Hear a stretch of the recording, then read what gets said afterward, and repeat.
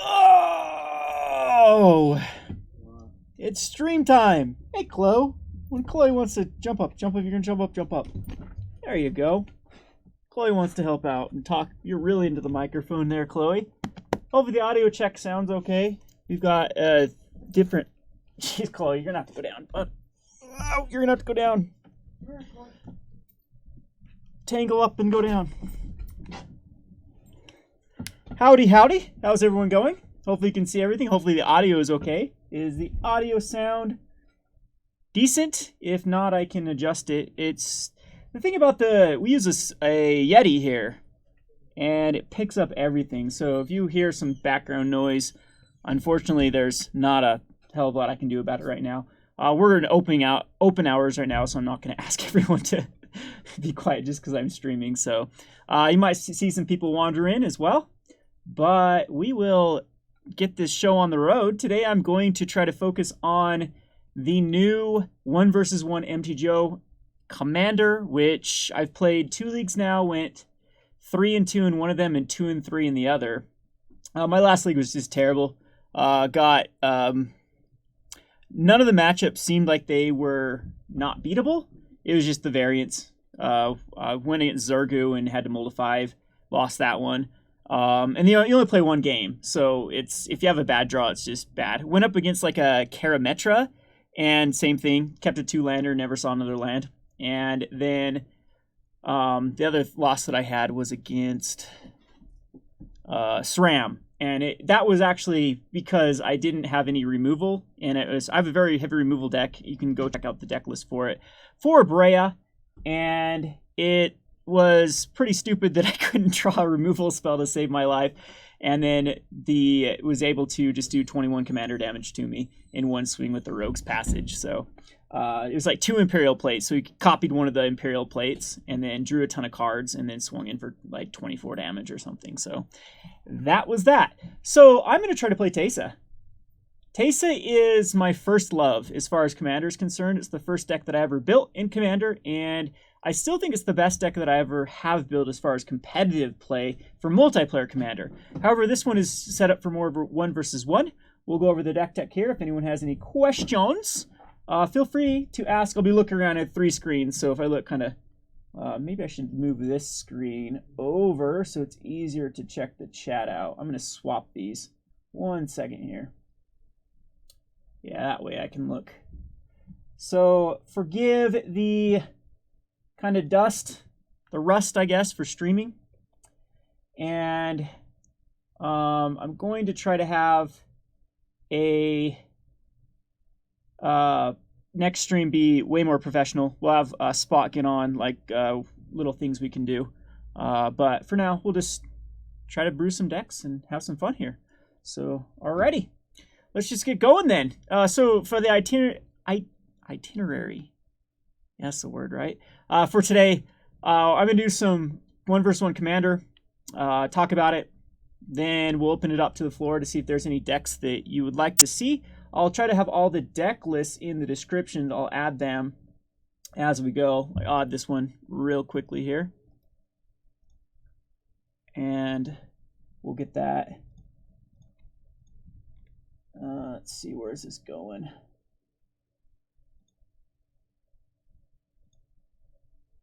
I'll get that on the deck list so you guys can check it out while I'm talking about the deck. Wow, I'm way organized. Where did I just save that to? Alrighty. And go ahead and copy this. Oops. Just go select all. Alright, and so here is Teysa 1 vs 1. I think I have a better feel for the format. Like, I wish I could upgrade my Brea. I built it kind of not really playing the format at all, and then I already submitted the link, or submitted the deck list to the community, Content Creators Community Cup, so I can't edit it now. But it definitely needs some counter spells, and it would be nice to put in like a Crucible of Worlds since I'm already using the Trophy Mage. And Crucible of World or Trophy Mage and Strip Mine is just stupid. in Commander right now. So there is a lot of various Tasigur decks going around that just try to lock you out. I'm sure there's other ones that I have. Leovold with the Wasteland lock, Wasteland Strip Mine lock is big. So it's just trying to get my... If you can actually... I think Goldfish just supported it. And there was 2 Leovold decks, but then there was a bunch of other decks. A lot of control right now. At least the ones that 5-0'd. And... yeah, so the better I get at this, though, the more I have a feel for what the format is, we'll be able to combat it. Oh, artifact removal is huge. So if you're in red, run the new, what is it called, Brute Force? Is that the, no, what's the new card called? The X-Mana red or Shattering Spree, cards like that. Run those, because there is a ton of artifacts, the degenerate artifacts that are going around right now that need answered. One of them, of course, is Jit.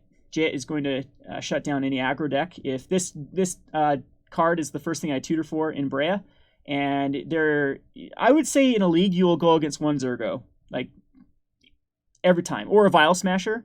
I haven't seen any dual commanders. I don't think it's supported right now. I think if you play it, you're only allowed to play the one, because all the Vial Smasher decks I've been going up against have just been Vial Smasher. They haven't been able to pair it with anything. So I don't know. We'll have to see if that Biforce. Yep, so that's the card. So anyway, I don't know if it's supported yet for the dual commanders. I don't know if 1 versus 1 should allow dual commanders, to be honest. I think they might just be a little too powerful. So I don't know. There's probably Tasigur will probably have to go. I know it's banned in the 2 French and whatever the other Leviathan, is that what they call it? Leviathan in French Commander. Tasigur's banned in that one. Tasigur does seem very oppressive. The Tasigur deck that I went against was all hand disruption and counter spells. That was the so land destruction, hand disruption, and counter spells. And the win con was literally Tasigur swinging in. So Leovold is not banned in this particular format yet.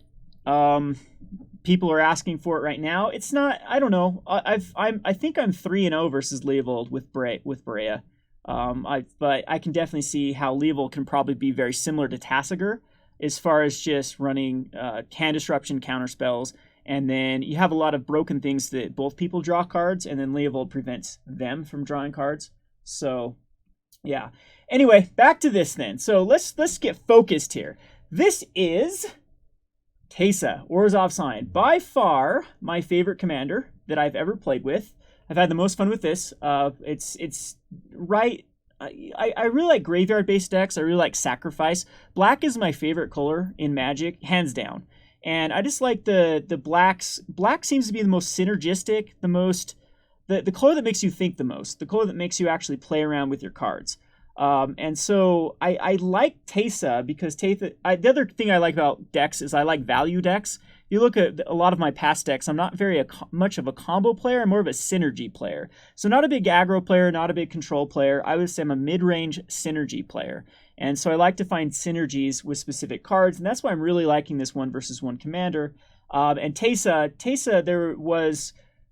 she's really good with just by herself with a few cards like Lingering Souls. But there is some crazy combos. Painted Servant is banned. I don't think it's banned in either French or Leviathan, but it is banned in the MTGO version. So you can't use Painted Servant with Teysa, but you can still use the Darkest Hour.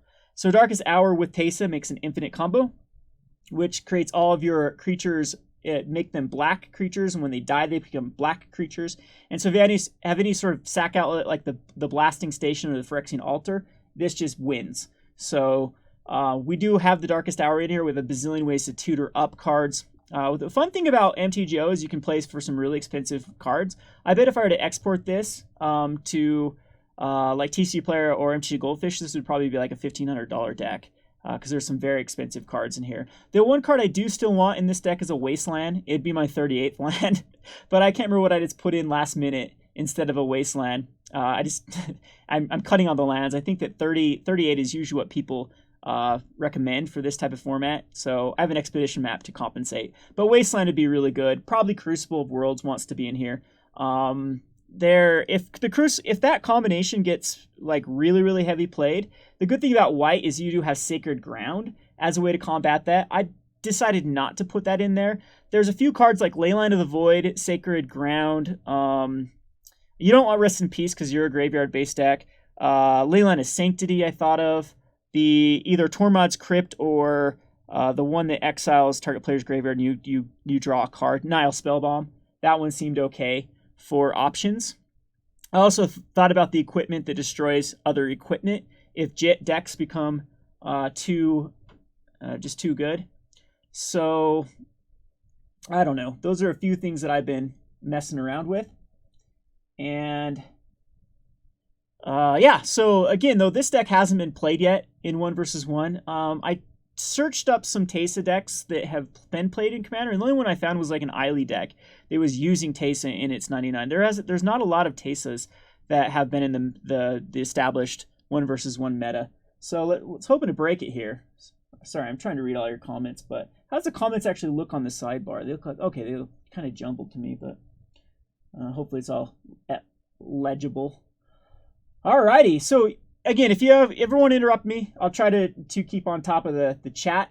If you have any questions, we do have a rule after I play a few of these decks that if there is a substantial donation, you can take over my channel and force me to play a particular brew or brew a deck of cards of your choice. So that's always an option. I'm here for work basically. So if you want to grease the wheels, I'll definitely become your brewer for the night. Alrighty, so this deck though, we have Enlightened Tutored, which there's so many tutors in this deck between Enlightened, Imperial. I had this actually organized and then MTGO reorganized it when I reloaded. But we're playing all the usual suspects for tutors.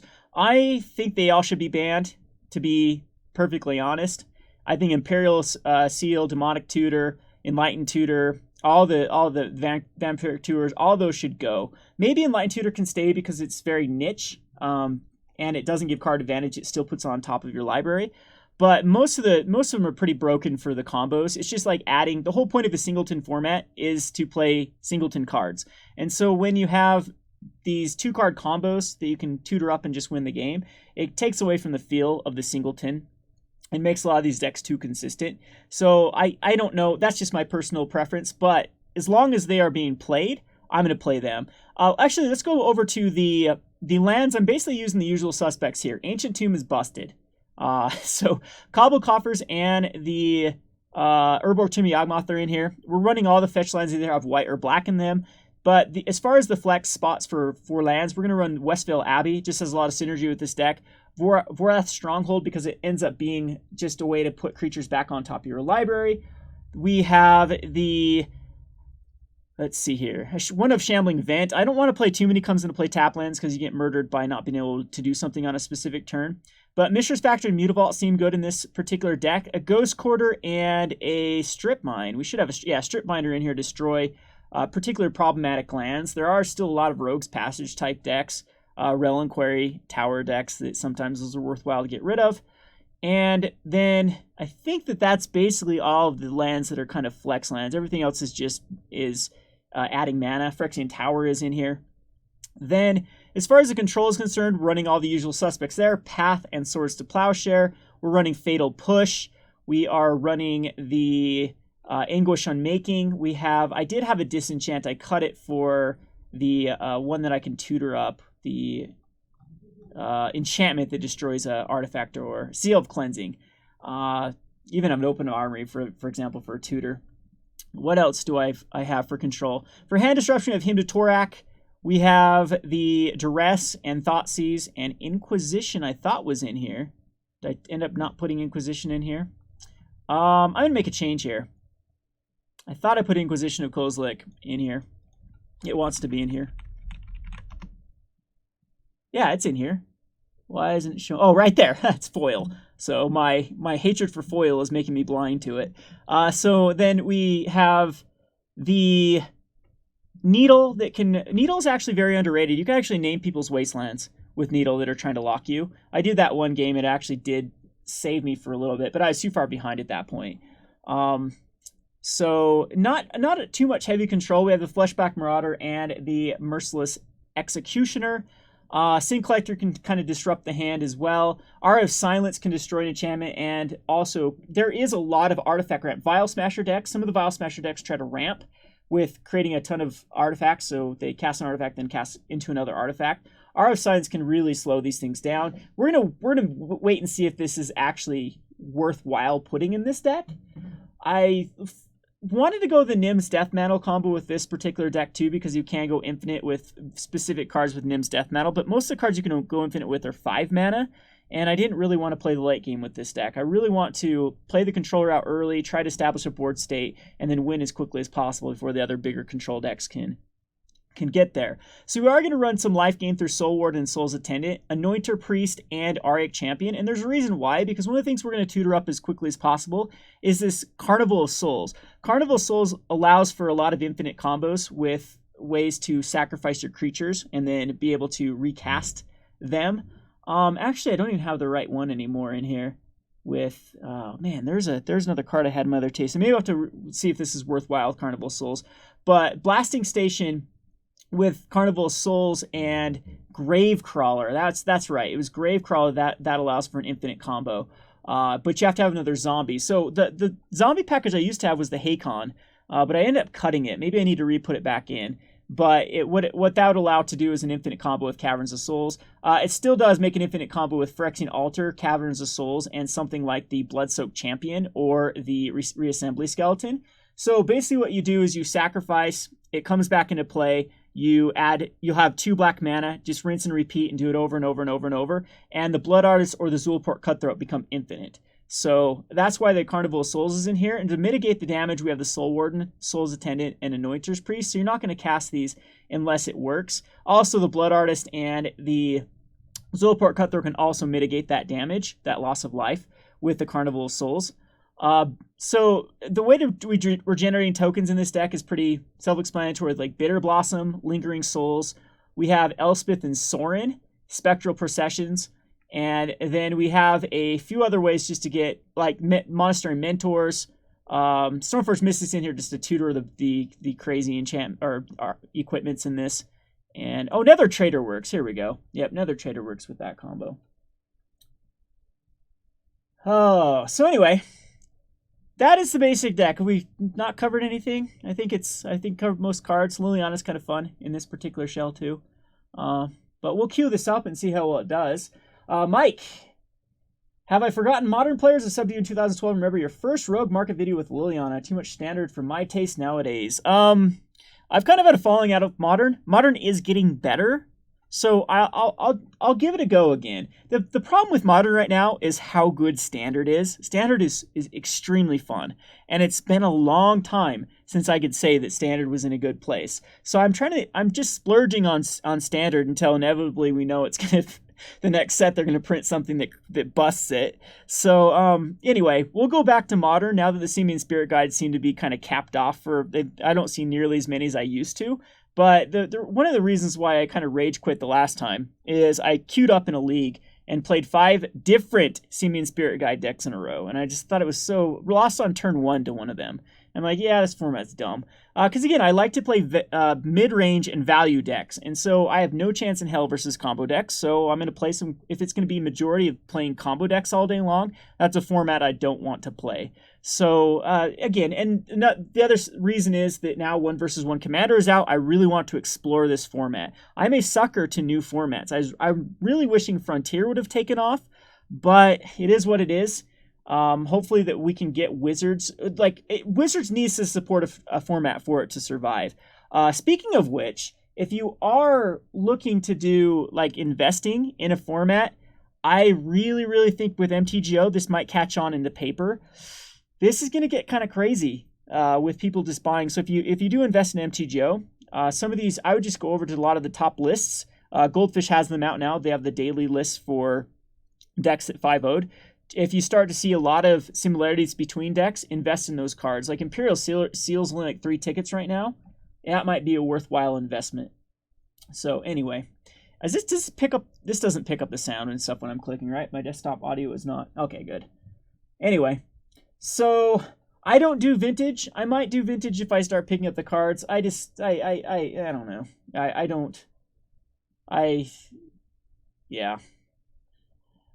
That's 2 combo. 2. I like to play like games of Magic that last longer than 2-3 turns. All right, any other questions before we get going? I know I've rambled and rambled and rambled. Have I dabbled in any two-headed giant? I do it for like sealed, but not any sort of like constructed competitive. All right, let's get our ass kicked by a bunch of decks that are more finely tuned than ours. But we'll have fun in the process. So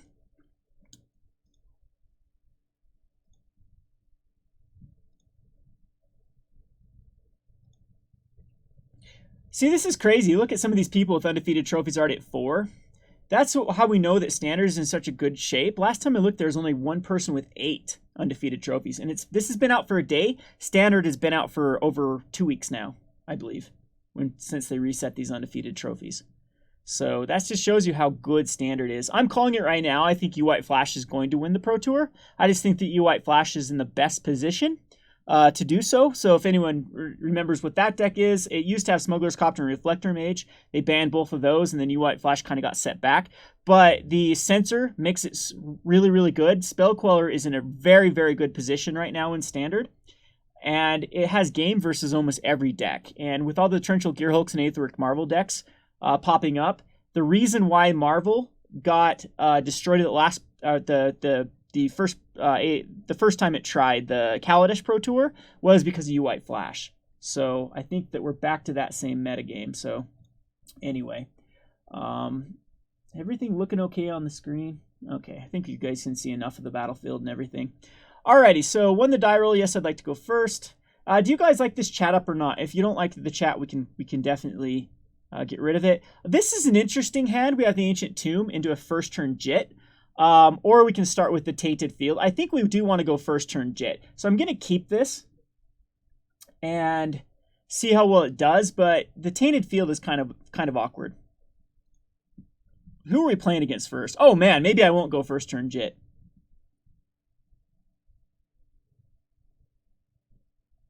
Zergu is a fast deck. We need to get... we have a decent hand, though. Yes, I still think we want the first turn Jit.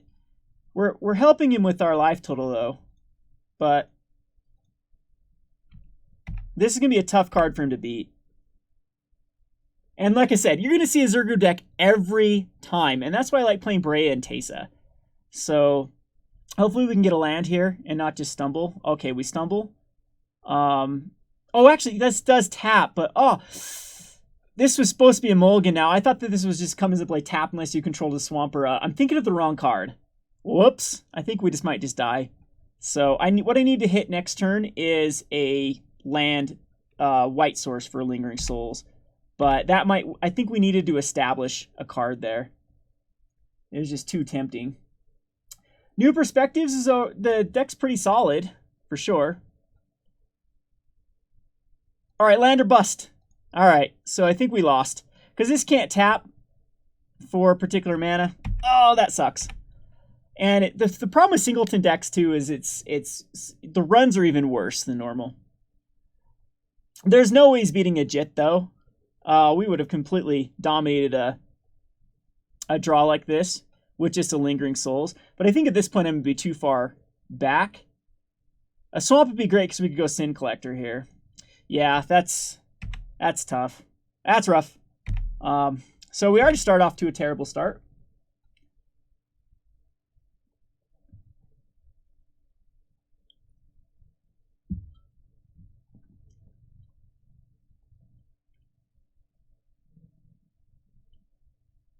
But again, I'll play Zergu decks all day long. They're pretty bad against Teysa. And there we go. So that was a mulligan. That was my bad. That was 100% my bad because I forgot what Tainted Field did. So sometimes maybe I should just realize what my own cards do. I really thought this was what is the one that comes into play tapped unless the check land out of Innistrad. So we'll go on to the next match. That was pretty sloppy.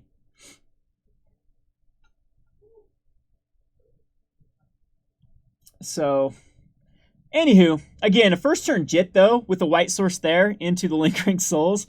0 chance my opponent comes back unless he destroys that Jit. Jit is insane. It's why it's banned in Modern. It's unbeatable once it gets down. Oloro is banned, isn't it? Oloro is on their ban list. I'm pretty sure. Pretty sure.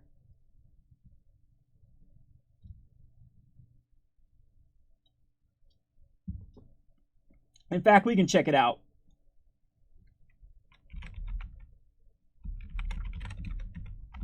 While we are waiting. Oh.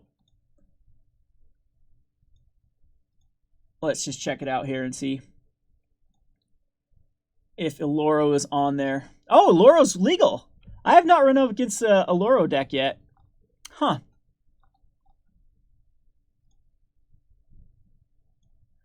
All right, see what the commander that we are playing against is. Another Zerku. Oh, give it up, people. Give it up. Again, I'll play against this all day long. I wonder if that's the person with the 4-0 is Zergu.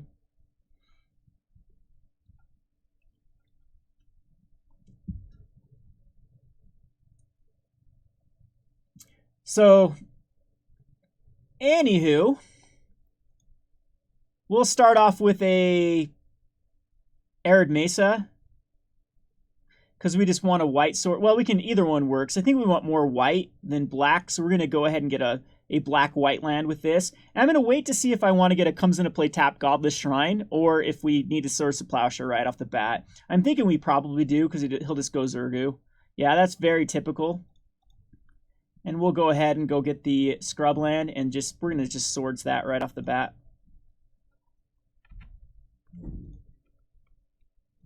And this is terrible.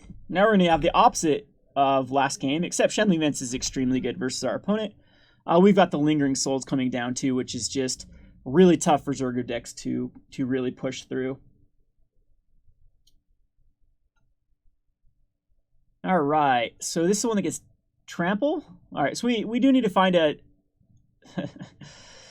Oh, this is just terrible. I think we're going to try to thin out a little bit more.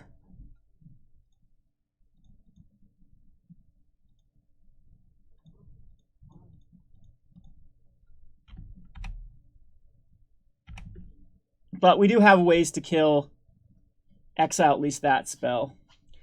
I don't know. The Flood is going to get us this game, I believe. Well, I'm glad I tutored that.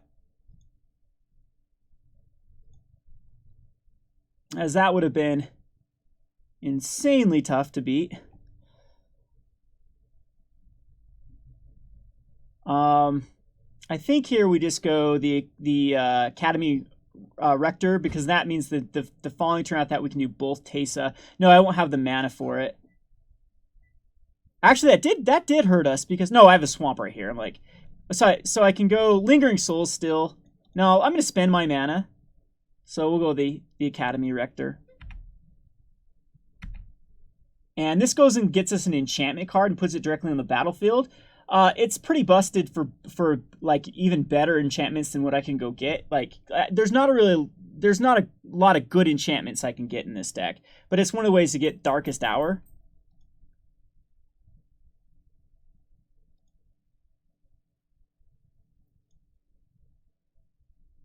So the Phoenix is going to come in. I'm just going to let the Phoenix hit at the moment.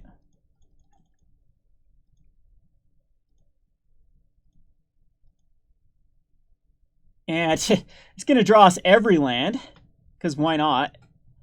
I mean, that's draw us no lands the first game and draw every land the next one. Teysa is the right play here.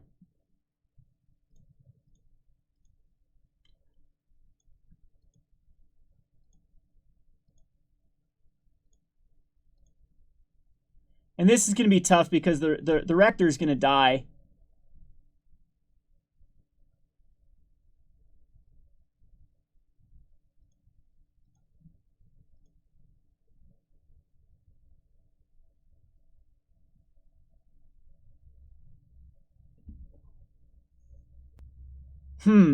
I think we're going to get rid of the Magus the Moon.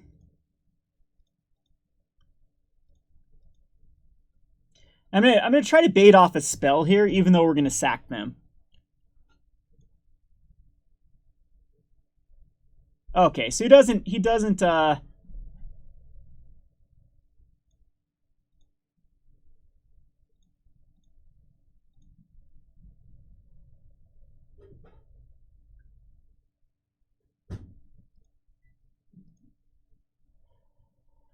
All right, so Arena actually might be good here. Darkest Hour just seems incredibly good for what we're doing. So I'm going to get Darkest Hour.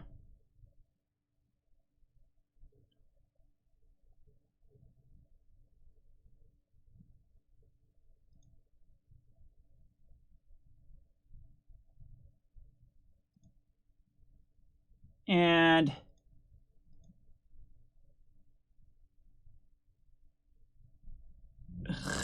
that's fine. We'll just recast it.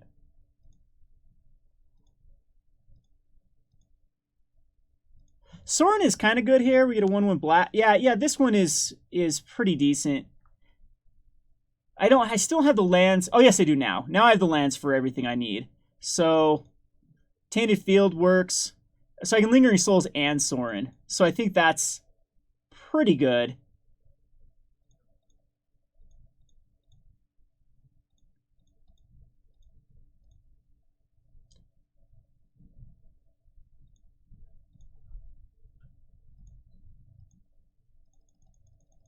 I don't think our opponent can beat this.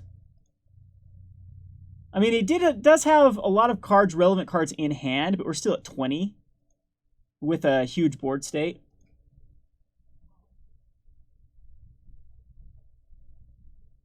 So this levels up as a sorcery, so we'll just go ahead and he's coming to Sorin with both. Okay, so I want to block here and just let the damage go through. And if he has to use another burn spell, then so be it. Yep, that works. Sorin's still alive, though. Okay.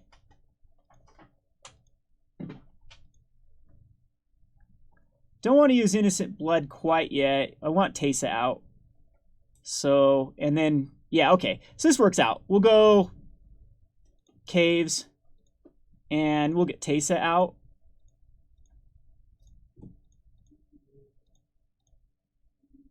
And now Innocent Blood. Or do I want the Life Linker?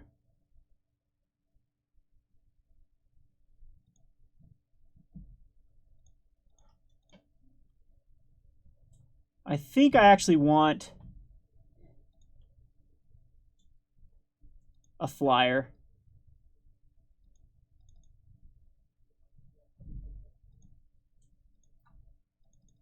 So now we're in pretty decent position. My opponent's going to have to draw lands coming up. There's another death to Teysa.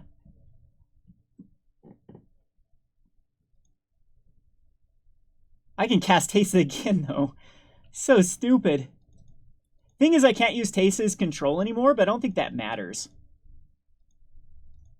And that just wins. There we go. That's the key card. The busted Jit.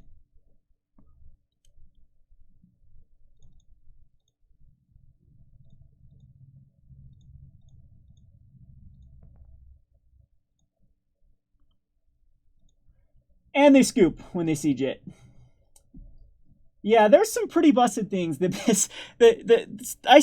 think the most busted thing right now is just Strip Mine. Because Strip Mine allows... The difference between Wasteland and Strip Mine is huge. Basic land versus non-basic land allows for the craziest locks. So,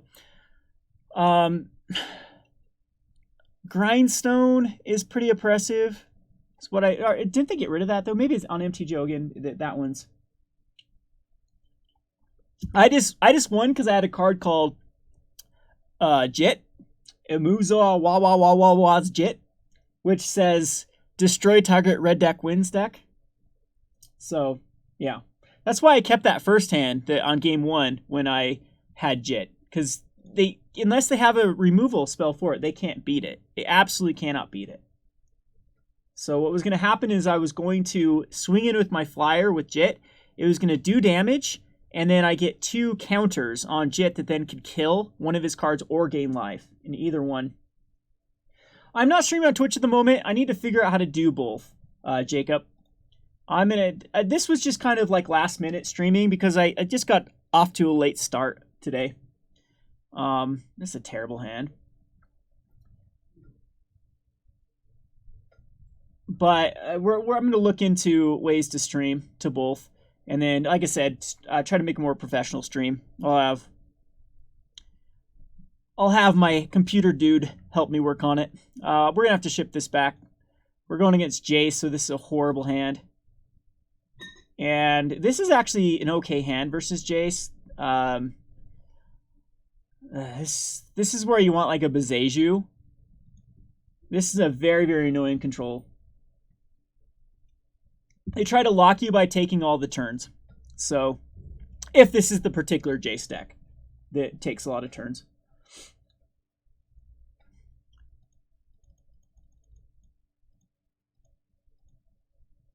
We can lead off with Shambling Vent.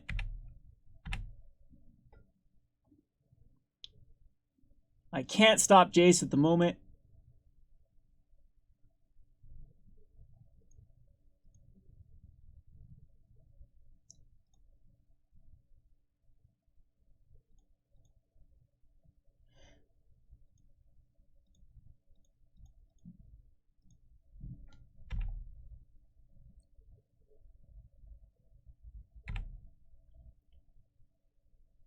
The format is Logan. It's both fast. Yeah, it's fast. It's the control decks are also fast getting their locks, and the mid-range decks are actually fast getting their mid-range. So it's a pretty fast format from my experience.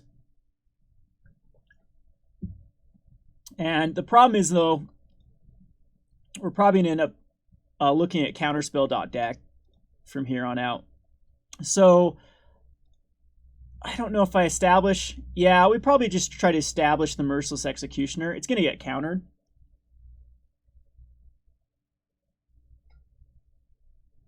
I am drinking this nasty Mountain Dew. Pitch black. It's disgusting. But I think we're out of the blue Mountain Dew.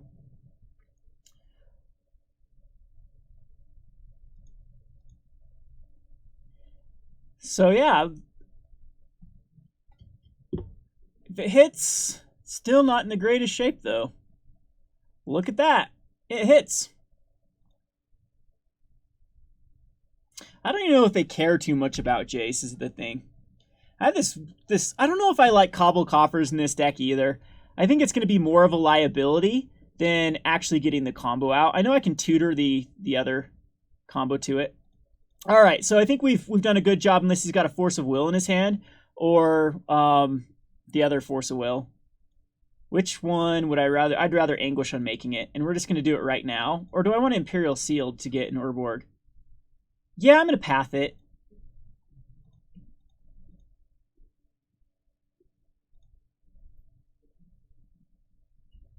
Kind of want a Phyrexian Arena here, but I really think that I want an Urborg.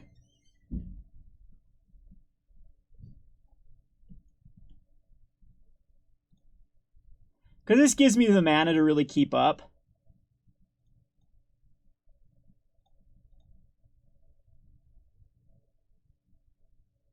USA Mountain Dew? The hell is that?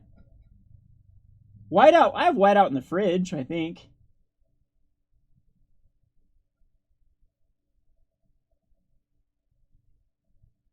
Alright. So what am I doing? Oh yeah, because next turn we have Sword of Light and Shadow that can be hooked up to a Shambling Vent when we start to get enough mana. But when we've shut his Jace down, he might go Jace again. And if he just goes Jace again, we'll Anguish on making it next turn.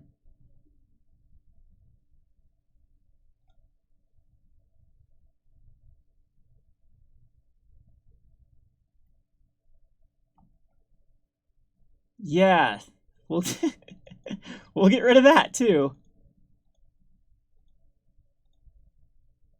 So I can cast both, right?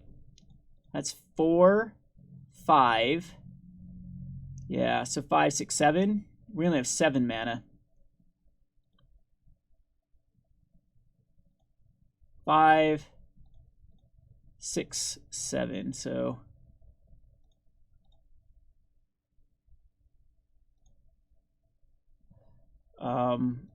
we'll do Sword of Light and Shadow here. I'd rather have it than Teysa. Oh no, I'd rather have Teysa there. Because I'm not going to be able to activate Shambling Vent and equip it. I don't. Unless I draw a land. But look, we're out of cards and we've got rid of a Jace. But I don't know how important to keep Jace off the field it is.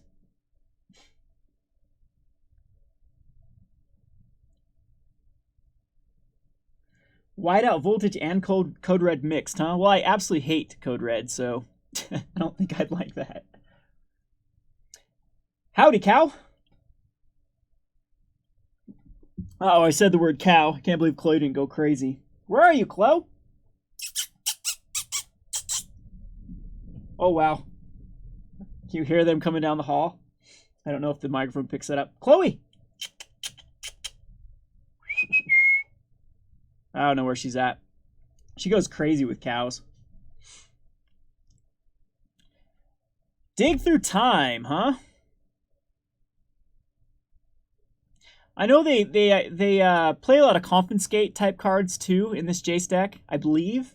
I have a hard time thinking we're going to win this, just because of how we're matched up pretty terribly bad against the blue control based decks. It's one of those decks that we'll just have to concede. Again, there is a nice little rock paper scissors format in this 1 versus 1 commander, and we're really good against the aggro, which is about 35% of the meta. That's not a card we want. Let's see if we can. So this is 3 to activate. Still think it's the right move. That's 5. Yeah, this is the best thing to do.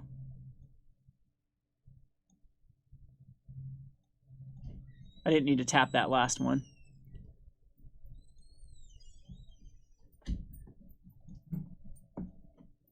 There's Chloe. She just came and nudged me.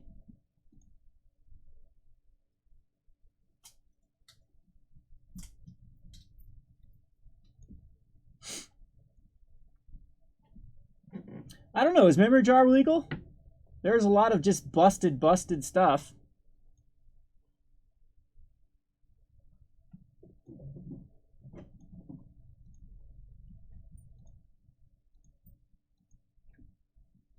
So let's see if our opponent wants to cast Jace.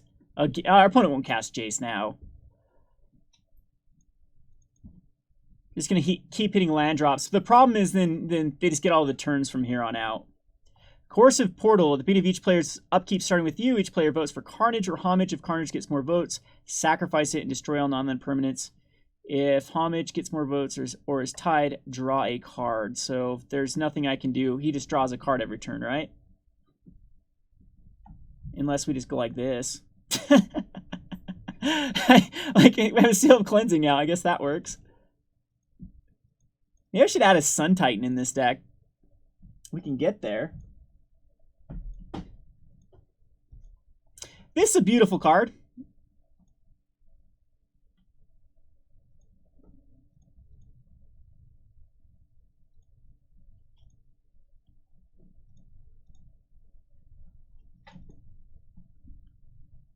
What? Okay, run him. Zach's trying to figure out we're going to try to do 1 versus 1 here at the store. I don't think anyone has a huge wallet here, so it might be more fair. But, is there some sort of combo with this Walk of the Ounce? He just showed me a Zuri. He's trying to figure out a commander he wants to run. And he wants to do a Zuri. I don't know how well a Zuri would work in 1 versus 1. High Tide's pretty busted here, right? What does this Flash do? Is that the buyback? Ooh, that's pretty busted too. Temporal Mastery just exiles itself. I think the walk is just...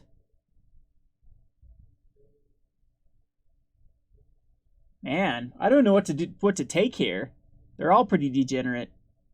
But I'm sure this one... Is there ways for him to throw more islands back? If I just take the Temporal Mastery, the High Tide is what he wants to be using. I know if there's a way to rinse and repeat here. Treachery. You control enchanted creature. I don't care about that. I'll let him Treachery my dude. I think we just go for one of the taking extra turns. At this point, though, how good are they? Yeah, we'll take the High Tide. And now, so to activate it'd be 3. So it'd be pointless to go with the sword. So we'll just go Teysa. We have plenty of mana here.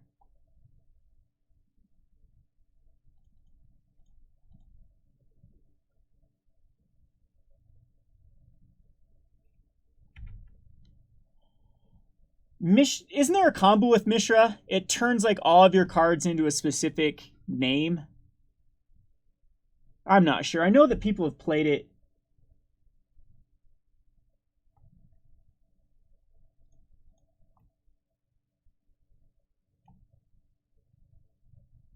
Yeah, because High Tide there would have been pretty insane.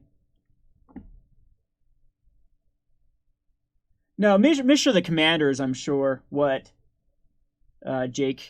Jacob is referring to. I know I've seen lists before in Commander. I forget the combo what it works with though, because Mishra says whenever you cast a spell, don't you like search for a copy of that particular spell? Yeah, so we wanted Treachery to happen. That's perfectly fine. Oh, he's gonna take an extra turn. That was yes, okay. Yeah, maybe I shouldn't have done that, because now he's gonna try to just take a bunch of turns with the Treachery.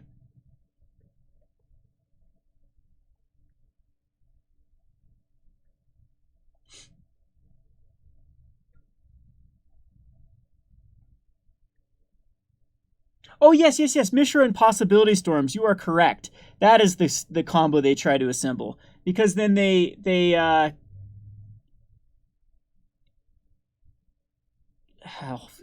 yeah, they can just go get, every time they cast an artifact, they can just go get another one. So there's a Temporal Mastery done here, which is definitely annoying.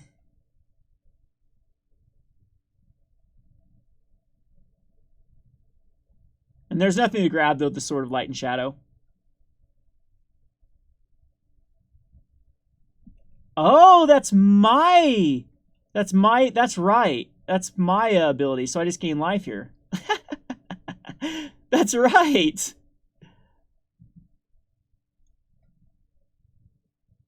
That's funny. Here's a Brainstorm. Oh, these blue decks. These blue players. Who plays blue? There's his Wasteland. So does it try to do a Wasteland lock with this deck too? Wasteland's way too expensive in MTGR now. I do want one. If anyone wants to donate me a Wasteland, I'd love you. I might think you're silly, but for donating a $50 card, but either way.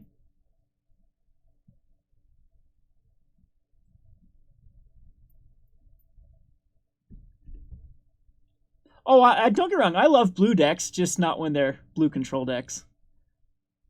I love blue value decks. I love blue aggro decks. I definitely have a thing for more of the blue. Not all that aggro decks like Merfolk, but when blue's playing not like blue.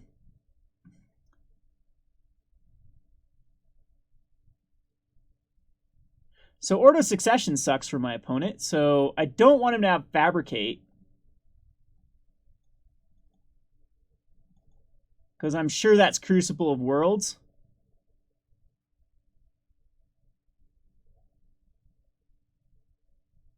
Yeah.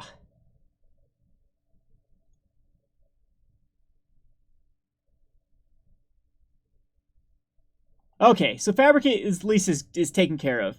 I didn't want to get locked out with Crucible Worlds and Wasteland. So let's get our Teysa back.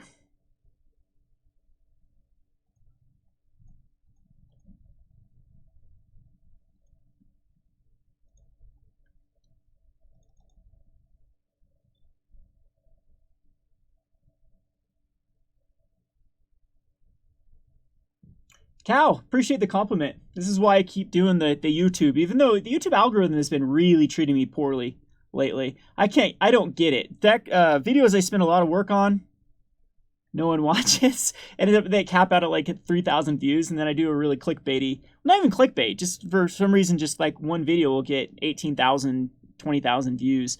It's just really, really weird with how YouTube's working right now. And I know that my channel, being an older one, is definitely getting punished. So it's frustrating, but I still enjoy it. Like, there's been times where I haven't enjoyed playing Magic and whatnot, but so I don't want to recast Teysa. Let's see, I have 4 or 5. Okay, so we can activate here and get back that. So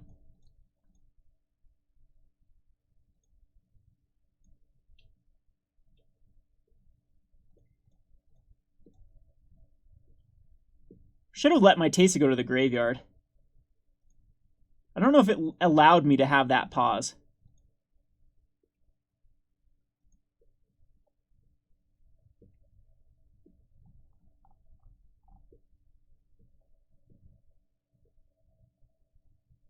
Yeah, this might actually go to time too, so I need to speed this up.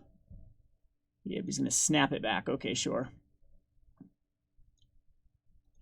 Didn't want me to get more value. Yeah, because then this will come into play tapped the following turn. But I mean, snap. See, he's got a remand. What else did he have in his hand with a Fact or Fiction? A land, and then that gain control of all creatures, or gain control of a creature from left and right. And gonna recast this. Yeah, Flash of Insight for 5. What did he exile? Kept a bunch of... Why only 5?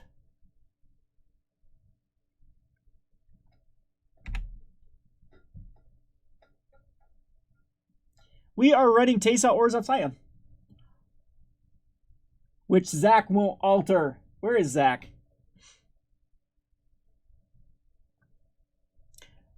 Merchant Scroll is actually legal in this format. Isn't this banned in Legacy? Restricted in Vintage?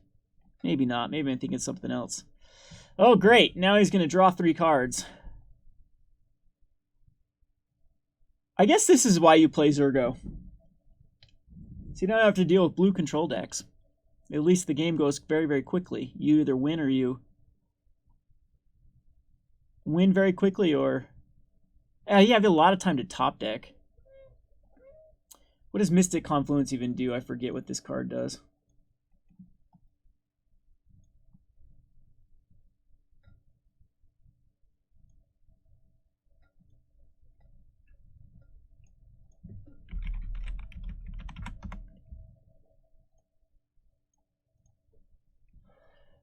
Counter a spell, return target creature to its owner's hand, and draw a card. How fun. That does not seem good for us.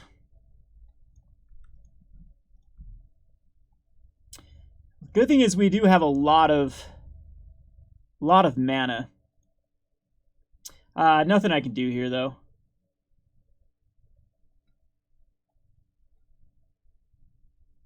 Restricted to Vintage, yeah. Psychopath. I prefer Paper Magic, but MTGO is, of course, something I can stream with. Magic is actually not my favorite game, to be honest. My favorite game is I like RTSs, and I also like... So StarCraft was probably my favorite game of all time. I used to play StarCraft competitively when I was younger. And then when Warcraft 3 came out, I started playing Dota, and I've pretty much played Dota off and on since, now with Dota 2, since the game came out on Warcraft 3. So I'd say that Dota is probably my favorite game to play, but Magic gives me kind of like, I compare it to like my generation's golf or poker, or just, it's the social game. It's like what I do to hang out with friends. And so me and my buddy even started a store. We have a community here in a small town, and it just gives me a different aspect that online gaming doesn't. I'd even say that online gaming a lot of times is a distraction or a net down in my life. I mean, I enjoy it, but it's definitely something that should be limited. Whereas Paper Magic, I think, is a net like up, because I'm out and about socializing and whatnot. Is he going to buy this back? Wow. Okay.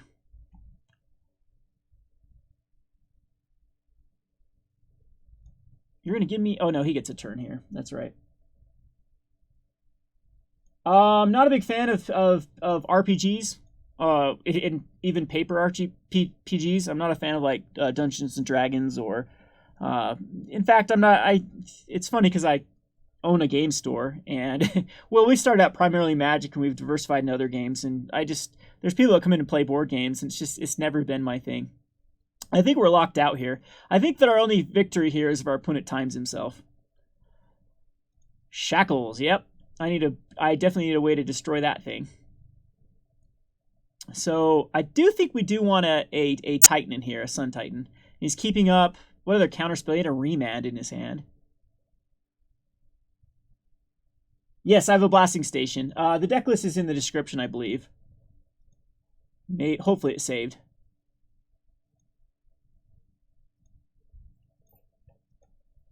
Cool, got another land. Yeah, Shackles is pretty terrible.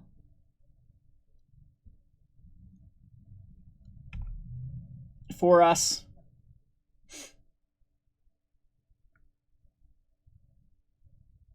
I mean, to each their own. There's been some of them I've had fun with, like if I can get the right group. But it's something that I don't care for too much. Decklist is not in the description, huh? Tesa 1 versus 1, and we copied it. Uh-oh. There you go. There you go. I got you in the description. So there's Jace. And we're going to thin out here.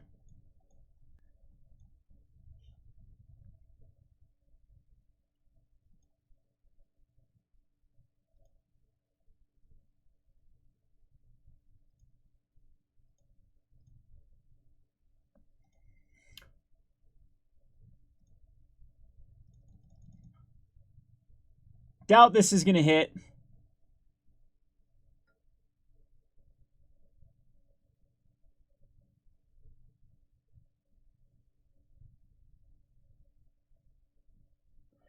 We play Friday at Magic.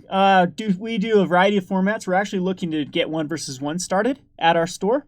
And maybe we'll have to be more aggressive on the ban list due to our kind of meta. But... oh, I should have seen this coming. That's right. He can protect it with Vidalcan Shackles. Well, isn't that annoying?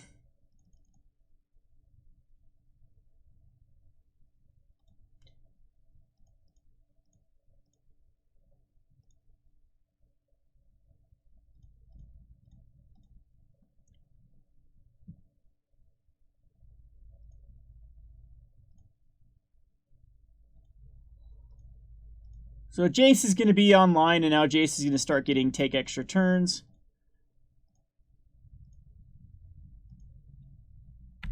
Oh, these blue decks. Whoops, I should have... did I play a land? Whoops. Yeah, a command tower. Okay. I think. Maybe I just skipped over a...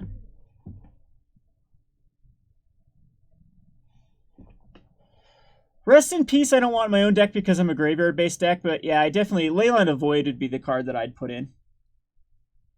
I forgot about Bajuku Bog. Definitely should have put that in the deck. Completely forget it. I don't like Vindicate. I think Vindicate is a trash card. It's sorcery speed. I like Anguish Unmaking better than Vindicate. In fact, I'd probably like to pay 1 more mana for... what's the one after that? The one out of Khans of Trokair. I'm just not a fan of sorcery speed removal in this format.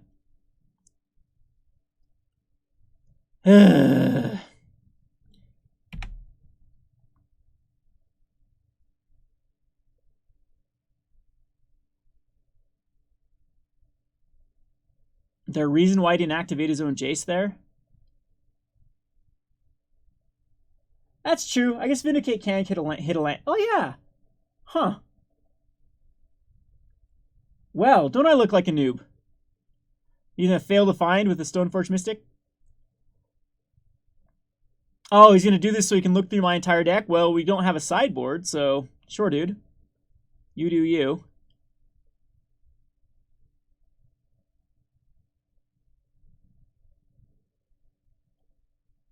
Oh, he probably kept Jace up because of the Fleshbag Marauder, I'd assume. So he can keep his Emrakul alive.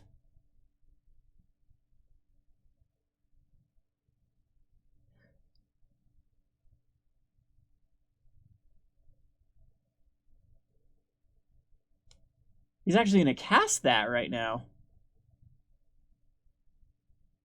Well, thank you. I mean, yeah, you kill my own Stoneforge. And thank you for... Oh, smart. That's how he's going to do it. With the shackles.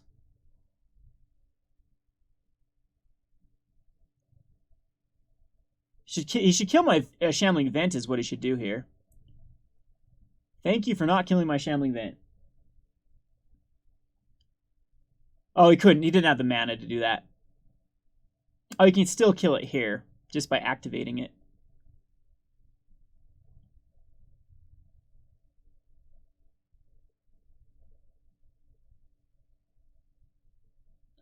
There we go.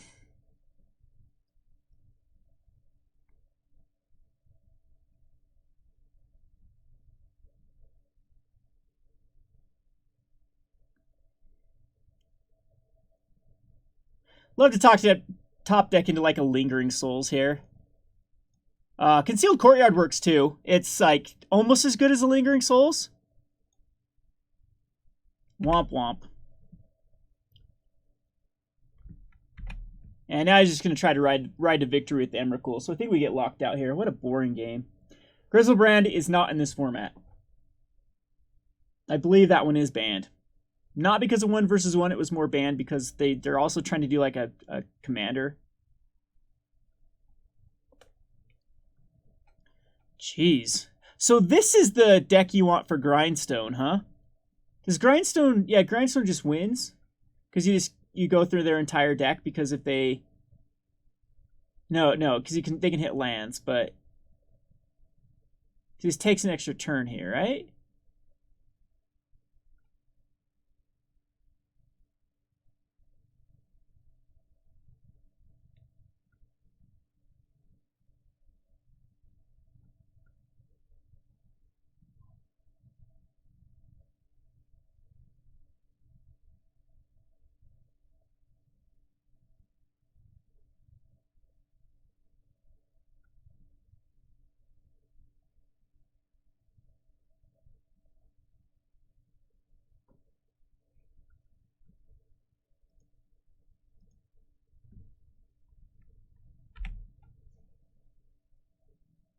Don't know why I'm playing this out. Probably locked here. Ugin doesn't do a lot. But he can go -7. So he just takes another turn. Takes another turn. Yeah, we're dead. Okay. Yep. Alrighty. Pretty much a cancer deck. But Zergo should have a good matchup versus that, I would assume.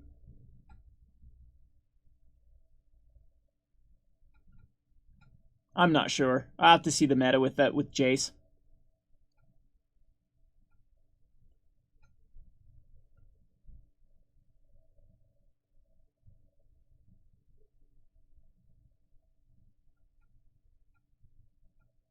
Yeah, Painter's Servant was actually not really banned because of 1 versus 1. It was more banned in...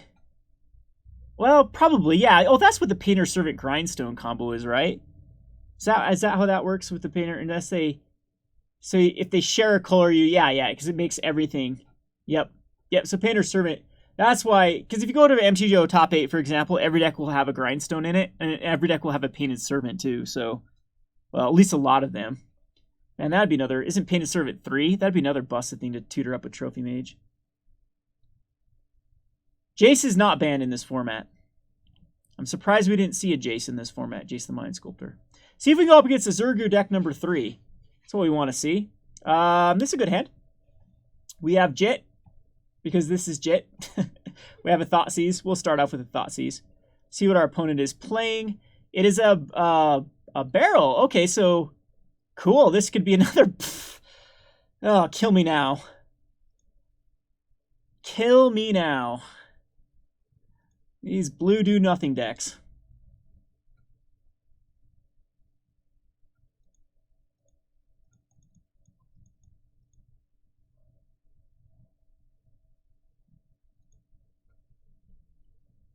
Should I wait to give him another card, or do we Thoughtseize first turn here?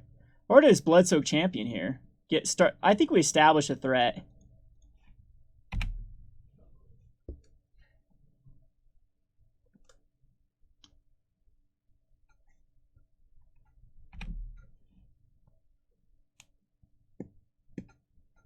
Is this a polymorph deck?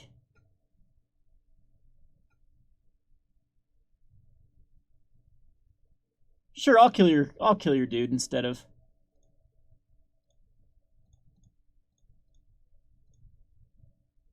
Little Edict. Maybe this should be a Vindicate. Vindicate's expensive on MTGO at the moment. If someone wants to donate it to me, I'll put it in.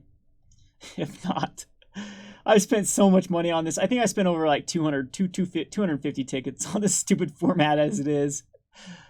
I trade like a bunch of modern cards in. All my living end deck, basically, to fund this garbage. Alright, let's see what they have in hand. Bitter Blossom, if we could establish it, would be awesome, but I'd rather lead off with Thoughtseize here.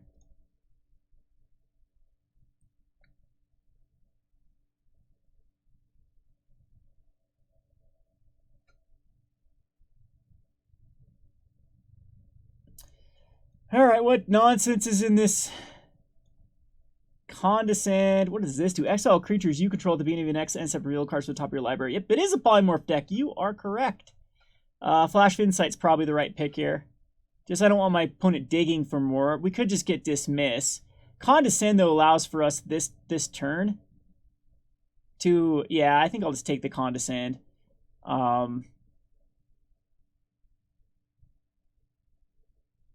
Flash of Insight just allows our opponent to dig, but... And this means we can Steel Shaper's Gift and grab a sort of Fire and Ice, I believe, at this point. Skull Clamp would be good. I'll go Skull Clamp. And we will actually Skull Clamp here. Now, this should force out a Repulse.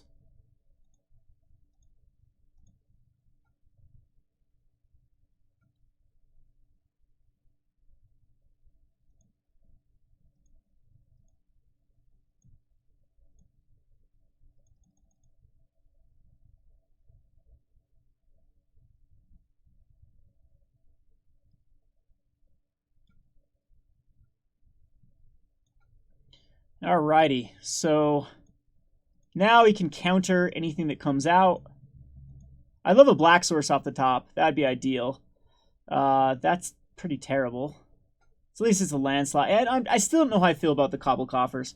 We do have a lot of tutors, ways to tutor up. I mean, I have a Weathered Wayfarer in here as well. Let's see if this can get the counter. Did not. Did not. I think I actually want the Expedition Map. Is the right card here. The Needle doesn't do a hell of a lot.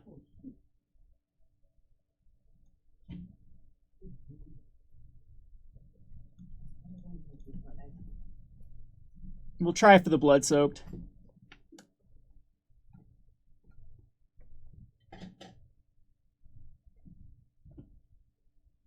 And like I said, my opponent just needs to counter it, because if not, we draw 2 cards. Yep, so it gets Cryptic Commanded, basically.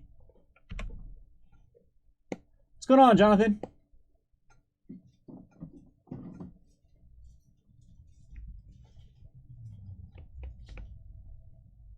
Sorry to bore everyone to death with these blue decks. If I can establish Bitter Blossom, it's going to be... That's why I baited out the Bloodsoaked Champion. There was just a lot more on the line. Chrome Mox, what are you going to exile? Probably that Polymorph card.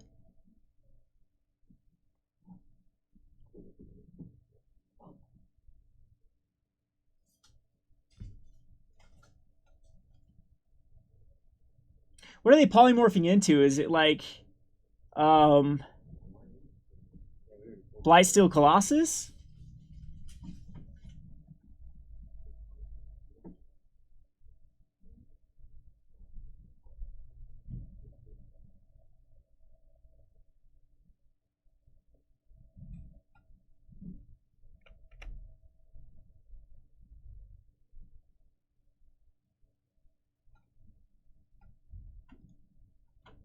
Okay, so it is the polymorph card that gets exiled.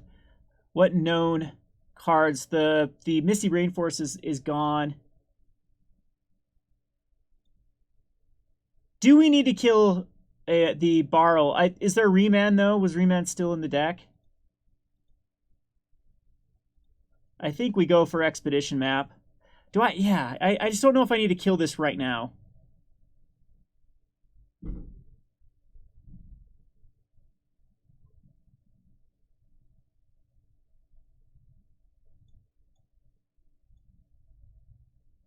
I unfortunately think I do.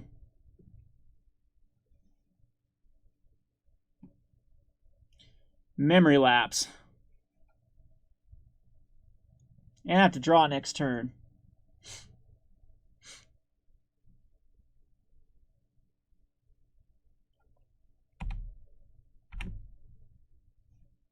So maybe Expedition Map he would have let hit.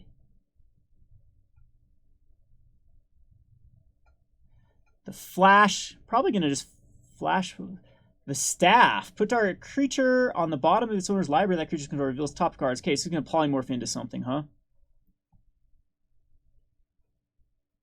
Personal Tutor. Has to reveal this one, though.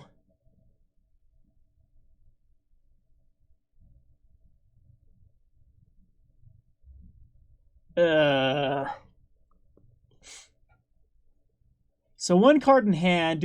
I don't know if we have information of what it is.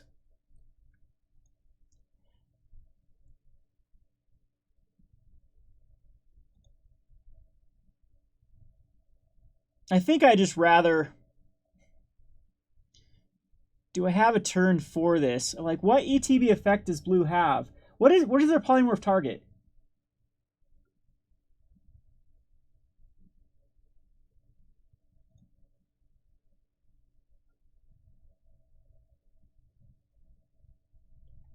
I guess this was probably the play last time. We're going to sack this to go get an Urborg.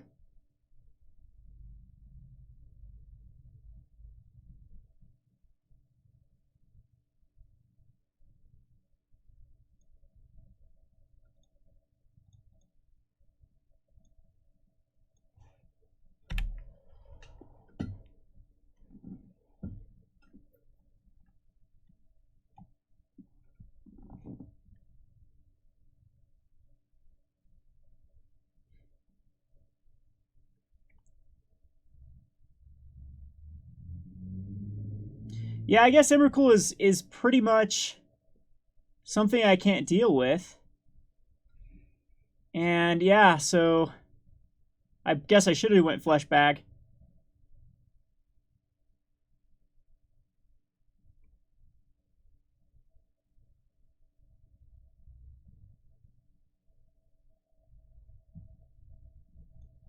He's going to have Treasure Cruise and leave the 3-mana up for the Proteus Staff. So I really need to draw out of this. So one unknown card and a Treasure Cruise. I can make him sack it sort of with the Fleshbag Marauder, but yeah. The thing is... Okay, this is sorcery speed. Okay, that's good. I was hoping this wasn't instant speed, so I can react to it.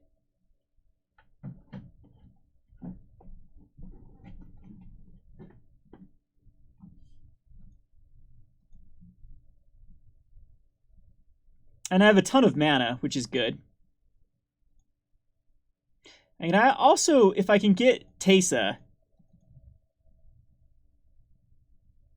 we can take care of Emrakul that way, because it doesn't have protection from color. It only has colored spells. Yeah, that's a mistake by my opponent, unless they have a... All right, we get to see the entire deck, too. So, yep, just Emrakul. Treachery. Okay. So my opponent must have a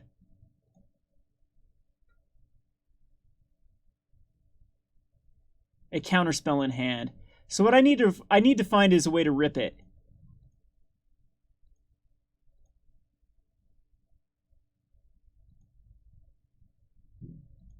And that is not it. So let's just go ahead and add some mana.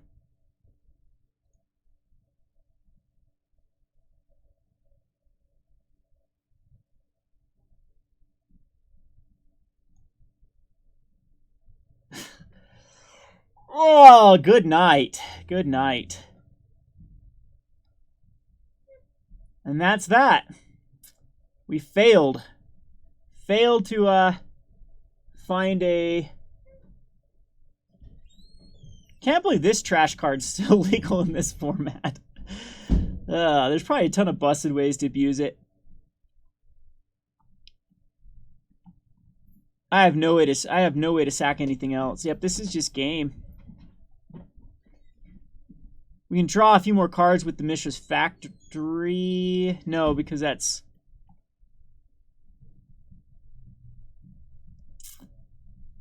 stupid. Alright, so... At least we burn the...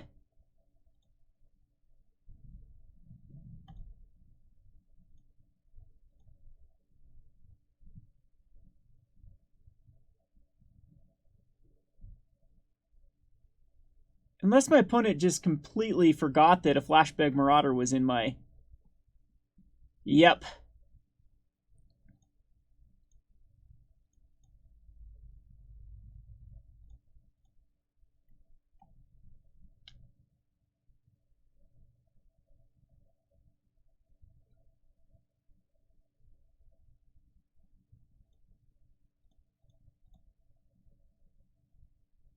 I do have, like, Innocent Blood I can draw into, so I'm not going to scoop this up, but it's pretty much over.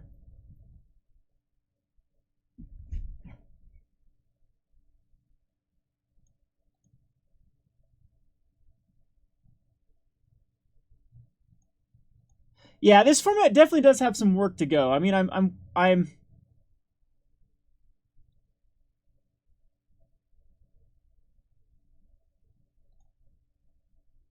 So, definitely Teysa. I think I want the Bitter Blossom around. I need to draw into... So, 1, 2, 3, 4, 5...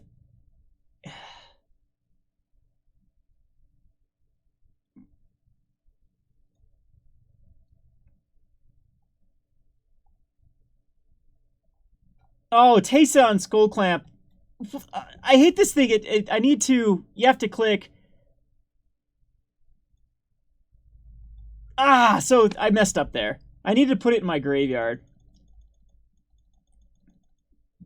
So it's basically Innocent Blood or die here.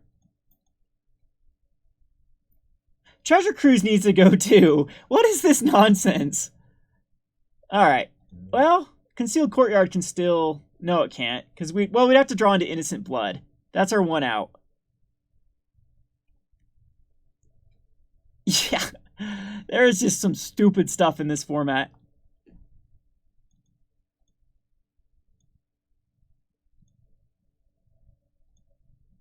Close. We had Imperial Seal. Oh, if we had the land, it would have been okay. Yep, we would have been fine.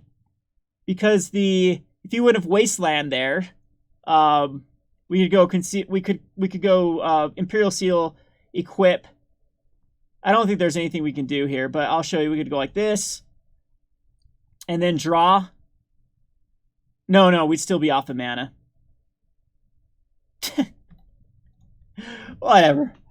That is a cancer deck too.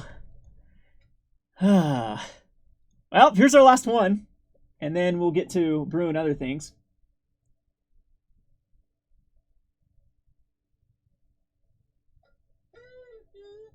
Who the hell made you a mod, Tasty?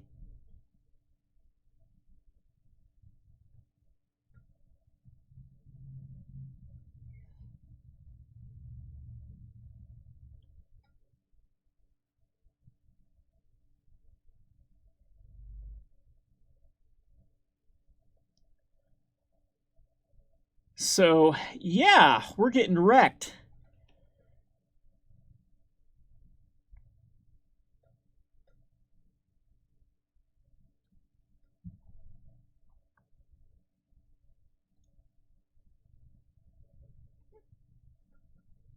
The decks we played against is 2 Zergo decks. I lost the first Zergo deck because I kept a really sloppy hand.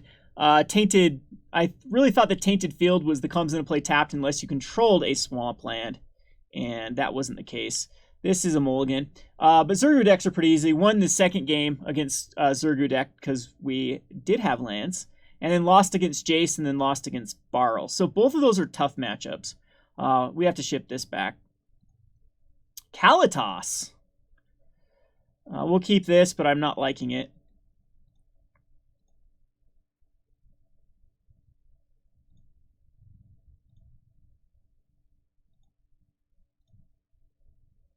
And I think I have to go get a land with this, which is sad.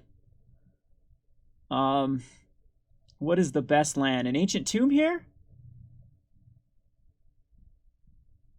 Or an Urborg Tomb of Yawgmoth to help with the colors. I think Urborg. Urborg's okay. Command Tower's fine too. I don't think we go something like the Stoneforge Mystic here. That would be okay. I just really think I need a land off the top. Like the Weathered Wayfarer would be fine, but then we'd have to really rely on it hitting for a turn. Even getting something like Skullclamp would be good. I think that I'm just going to play this safe and just go the Urborg Tomb of Yawgmoth and have half the combo in case we do draw that combo. It seems like Ancient Tomb also seems very justifiable here. So, I don't know. Or we could just go get a dual land. Temple of Silence wouldn't be bad. I don't think we need to play anything. I actually like Temple of Silence.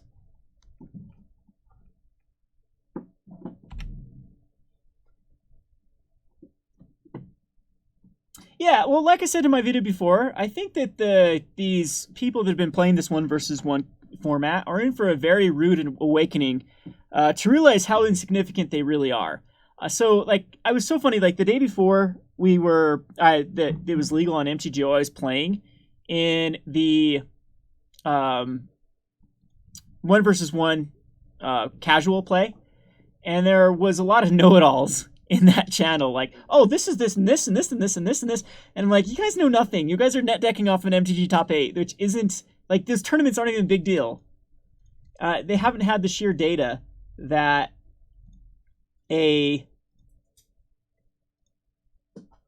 ooh, that would have been fun to have. I don't think I need an expedition map at this point.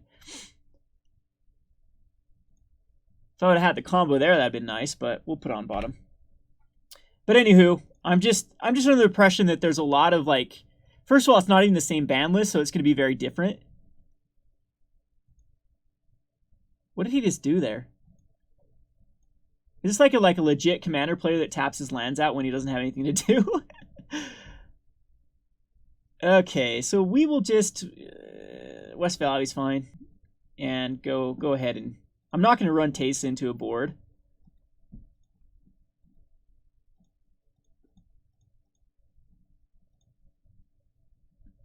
And here I think I want to get Phyrexian Arena. Anyone disagree with Phyrexian Arena? I don't.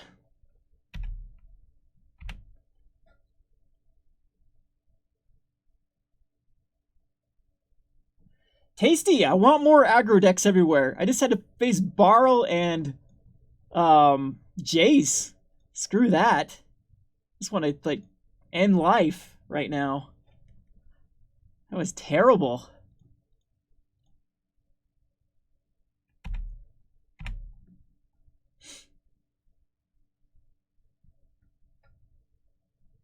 People playing every month is not a big deal. It's not a big deal. It's not a big deal.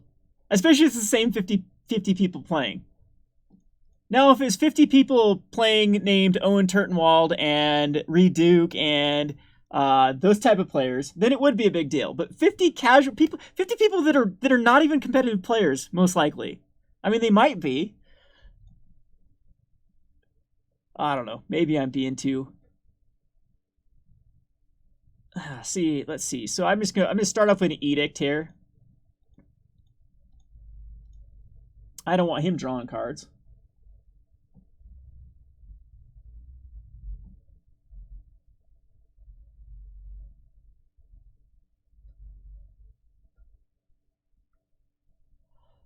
And I think that here we can just go...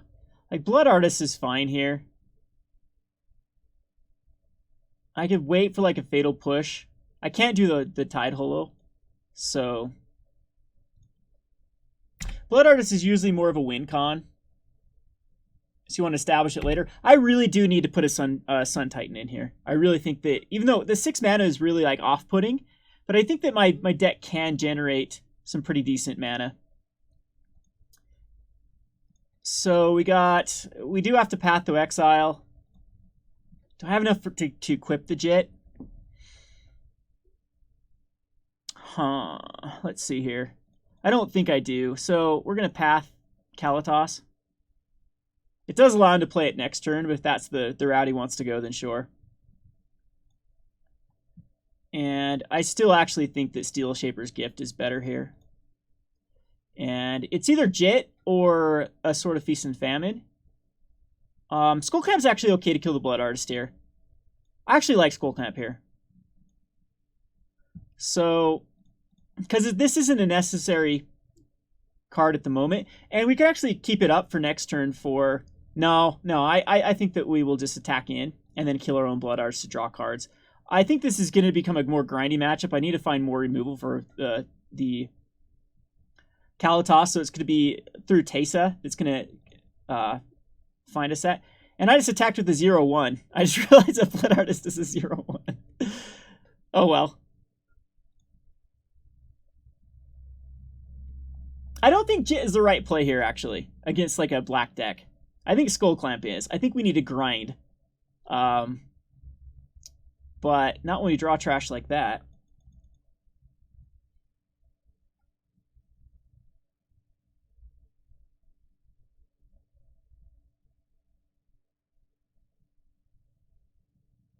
Well, that just might... Yeah, that's going to be a tough card to beat, actually. I ramped him into a Karn. Well, we're going to lose to Karn, unless I can find a... I don't even think I can find an answer for Karn.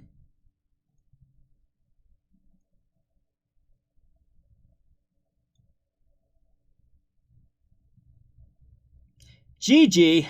How do I... I mean, Mutavaults can be okay.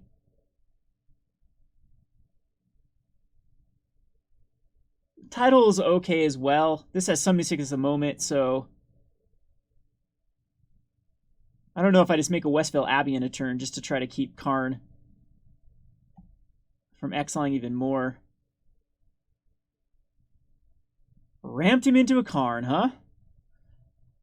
This game is so all over the place with a Karn just jammed into a Kalatos deck. Okay. Yeah, I'm not sure the right line of play here. I could go Teysa. Teysa just seems bad still. I think just Tide Hollow.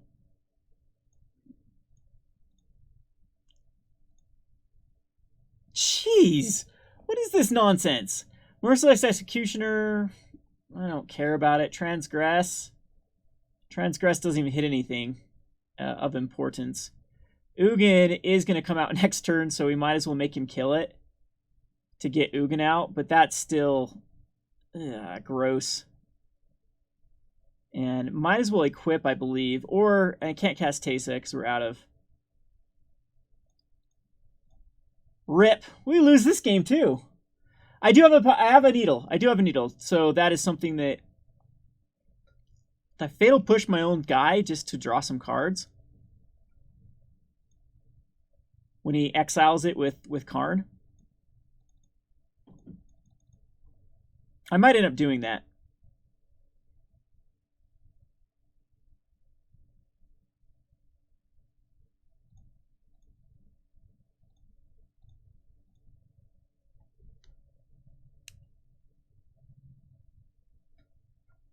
He's going to get my arena.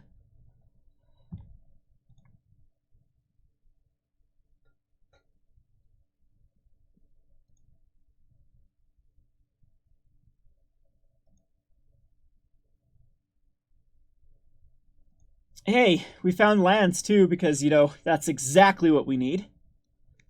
To cast our own Ugins. Yeah, he should -3 here, kill my arena. Okay, he's greedy.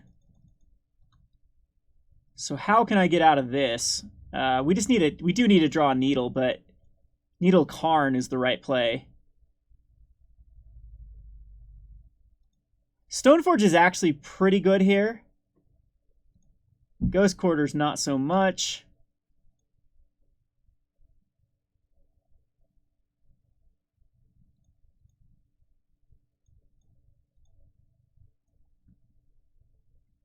I need like a Sword of Feast and Famine, but I can't equip it.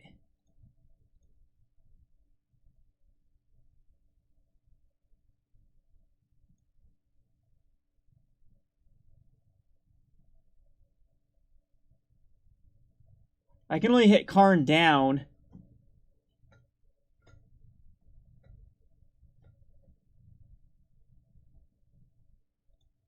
And then do a Sword of Feast and Famine. So I think Mutavault's the right play here, and then casting rather than putting a Skull Clamp on anything.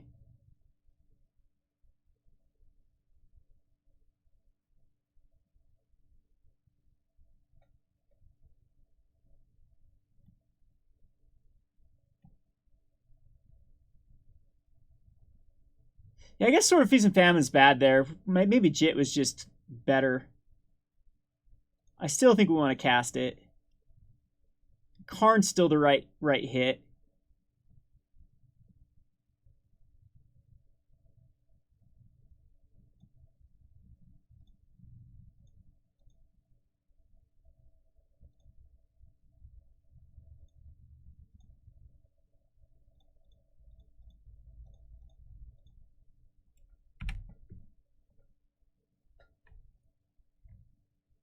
When is this Cancer ult? Next turn?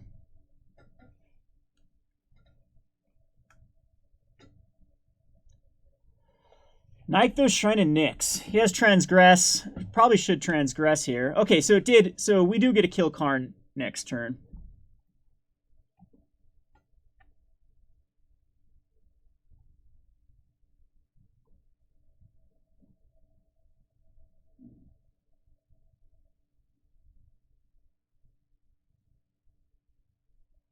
Yeah, opponent's trying to cast Kalatos, but Kalatos can't come back out.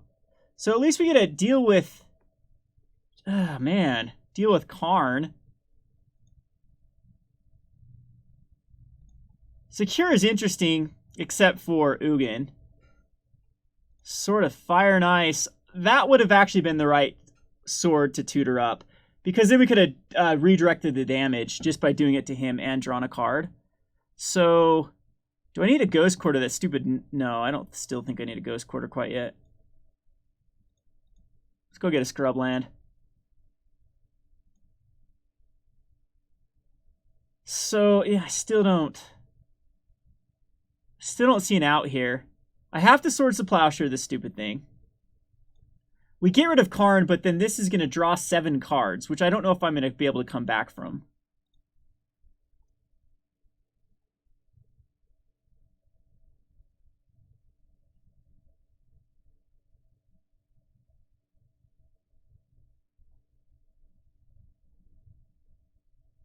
I still think that we just take the opportunity to kill Karn. And unfortunately, Ugin just gets to do its thing.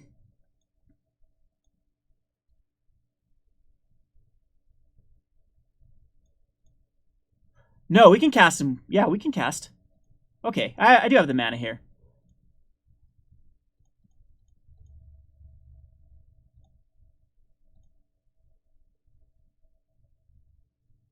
So this can be redirected. 2 damage to start creature or player, draw a card. So yes, we can just do damage to him now.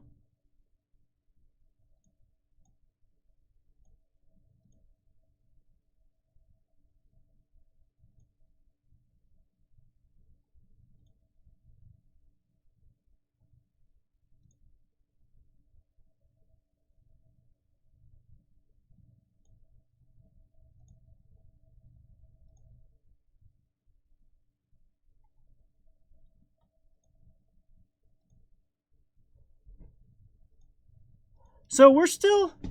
I think I'm still in this. Because Ugin does draw a ton of cards, but then I kill Ugin the following turn. Well, probably not, actually. Because Ugin's still at 1. Depending if I can push through or not. Secure the Waste does give me some options.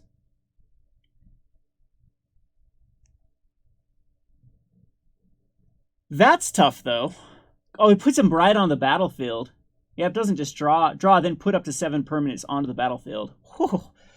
Well then, and he gets to tutor up anything. So here's Emrakul. We die to Emrakul again.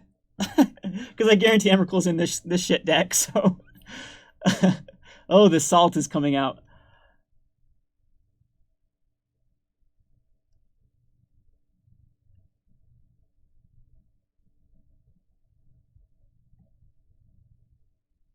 Is that what he tutored up? I'm not sure.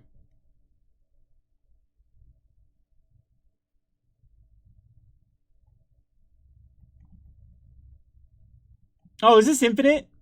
Recurring Nightmare is... No, it's exiled now, right? No? What is it? How does Recurring Nightmare read? Because isn't this one that's banned in a lot of EDH formats? It just goes back to your hand? Oh man, Jesus. This guy is legitly playing an EDH deck in 1 versus 1. That's what's up. So sacrifice return Nightmare from your graveyard to the battlefield. And then, Jesus Christ, slow down. I'm trying to read the card.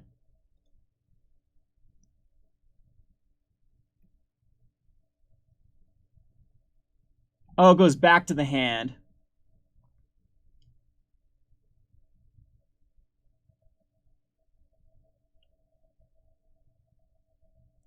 But yeah, the path to exile the Kalitas into the this is legit an EDH deck.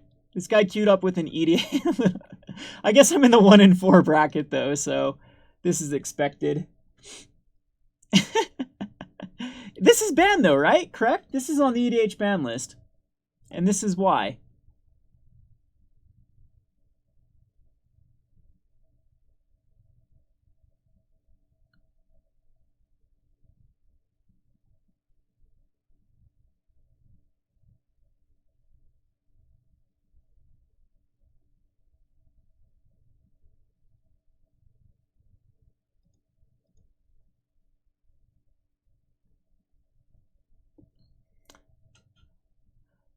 Oh.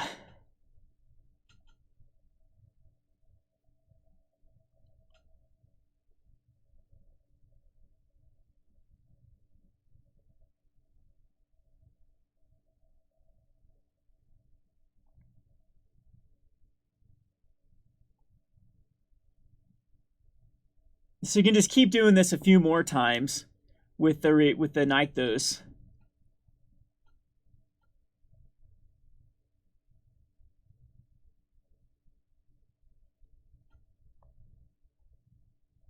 Got my secure.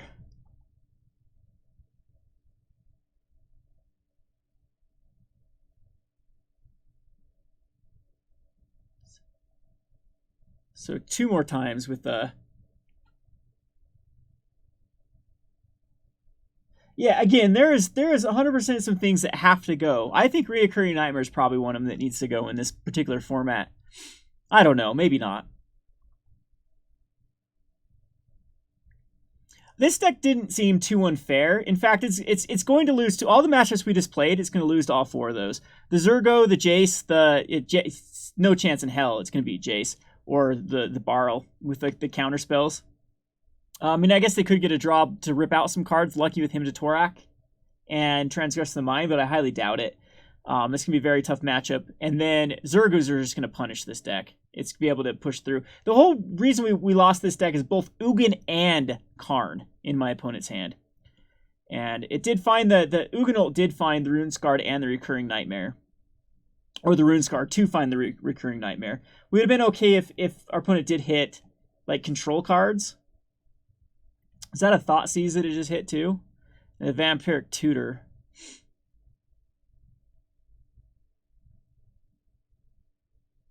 I don't have any, like, kind of panic buttons either here.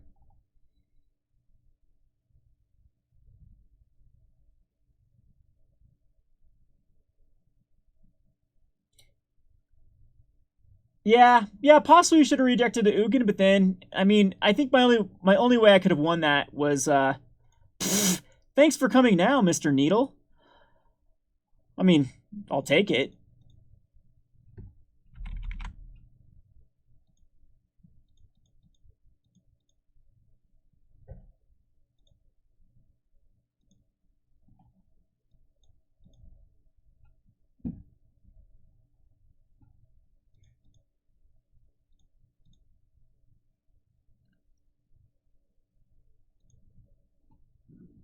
But my opponent has, like, what? Like, yeah, we can't get the enchantment here. The Merciless Executioner. Yeah, I just die. All right. Okay, so now what do you want to see here? What should I play now that I got wrecked in 1v1 Commander? We can join another one with Teysa. I think I'm going to make some changes here. Vindicate. I still have a Vindicate. I don't feel like spending money on the Vindicate. I'm not sure if Hour of Silence actually wants to be in here. I don't know. I still think it's a good... What are the weak links? What did we not like? I do like all three of the swords. I like the versatility of all the three of the swords. What were some of the cards that we thought about putting in that I was talking about that comboed very well with this particular, or what we wish we would have had to combat these type of...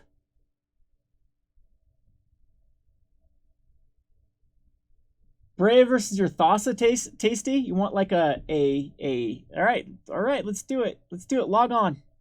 Let me find you. Just challenge me. And we'll do it. Oh, then you get to see you get to look at my screen, it cheater.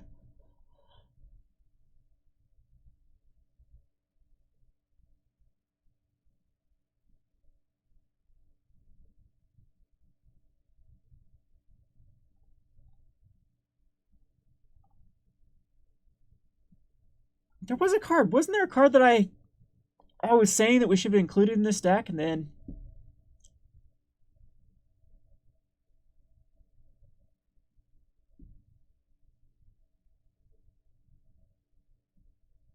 What does the Abyss even do? Reoccurring Nightmare does seem pretty busted even in this deck.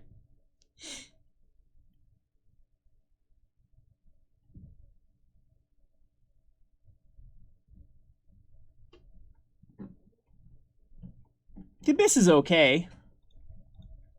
For this form, it is a 4-mana spell.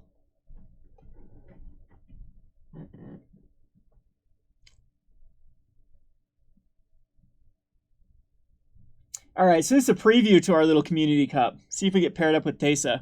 Or with Teysa, with Tasty. This is terrible. We have to ship it back. I swear to God, this is probably another blue do-nothing deck. The way I built Brea, too, I didn't show the deck list with this. Okay, he had a mulligan, so do I. We get a look at his hand, too. This is a terrible hand, though, but whatever, we'll keep it. This Brea deck's actually pretty bad. It was my first experience with this. Wow, we could actually get the combo here.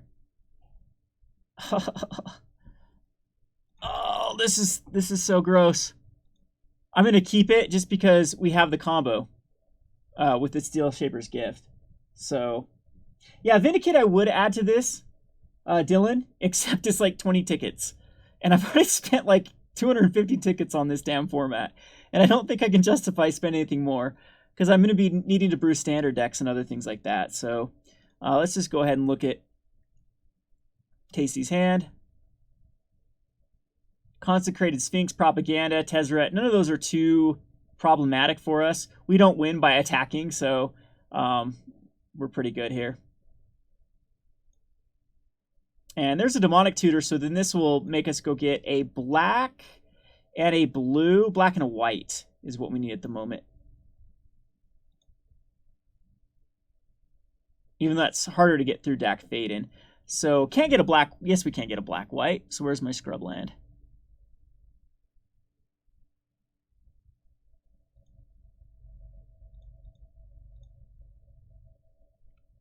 So we're going to go get the Sword of the Meek since we already have the half the combo. And unfortunately, the Demonic Tutor will most likely just go tutor up a land, which I'm okay with, since it'll go get us a red-blue land. So, we have a Plains here. That's better than playing a Blink Moth. So, play our Plains, and we'll tutor. And then go... I guess I could have just played out the Thopter Foundry right there. I'd rather hit land drops, though. So, where is our Volcanic... Okay.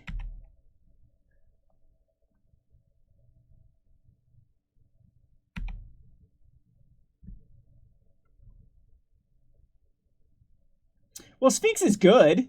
Kabu Kid, if we're playing like EDH. It's a trash card in this format. At least that's my opinion. And I've been wrong before, but I just don't think any ramp type strategy is the right route to go. We could actually play Duretti here. And then at least have... But I think we establish our combo. Yeah. Well, no, because we can cast both of them. No, we establish our combo. And then we just need to find like a Crackling Ironworks or... I don't think the Ironworks is in here, though. Yes, it is. I think I did have an Ironworks. I know the Astronaut's Altar's in here, though. So, I mean, no. Astronauts doesn't combo with the Sword of the Meek. Did I even forget to put Cracklands in this deck? I think I really messed up this deck. So, I don't know. I still think it's just to establish. And I need to tap my lands properly. No, the combo works. Yes, it does. Thopter Foundry kills the Sword of the Meek. Duh. And then the Astronaut's Altar kills that. Yeah, okay, never mind. I did it right. So let's go black. Let's go Foundry.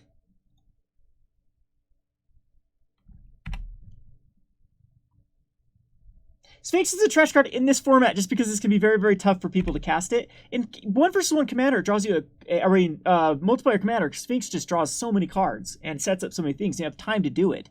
In a deck like this with Zergos, or a format like this with Zergu Bell Strikers, what does this do? Okay, Coastal Piracy. We don't care about it. Pure Steel Paladin.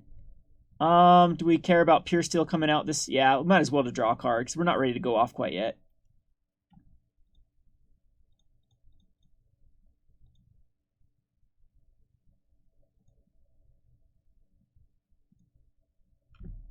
And a Blade Splicer. This would actually be okay in Teysa. No, I don't want Blade Splicer in Teysa. There's better things.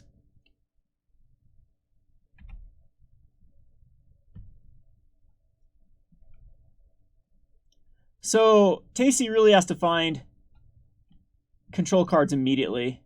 Yeah, Propaganda's not going to do it. We should be in great shape here.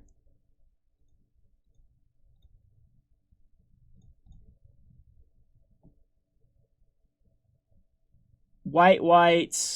So I want black-blue here. Or black-red. Black-blue, probably. So I'll get an Underground Sea. And then we can just establish... probably DAC here.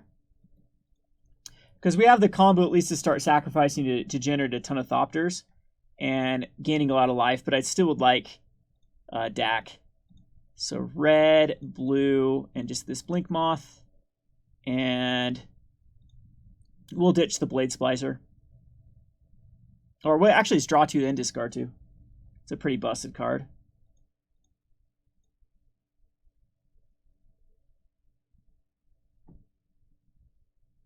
Well, no. You think it does Balangaz. You think that this will mess with the combo. Or the Propaganda with the combo, but it really doesn't because we're going to use Brea to win. We'll establish unlimited mana eventually. So, I think this right here is just still playing... Let's play Jit to draw a card.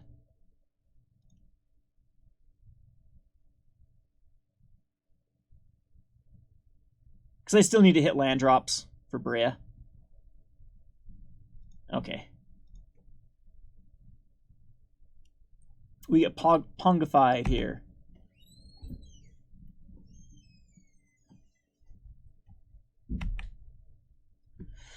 Okay, so Consecrated Sphinx is going to start coming out soonish. But we can kill it with Duretti. We have a very good control route happening.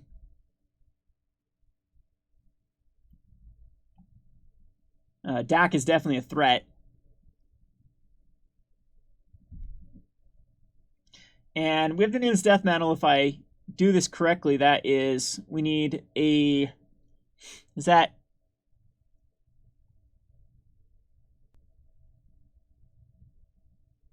No, it's 1 mana to bring Brea.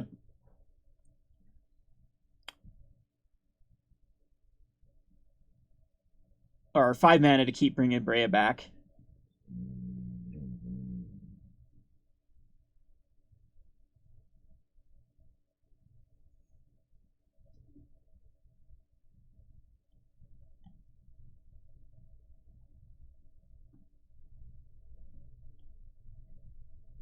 He needs to go at Dak Faden, but I block here regardless.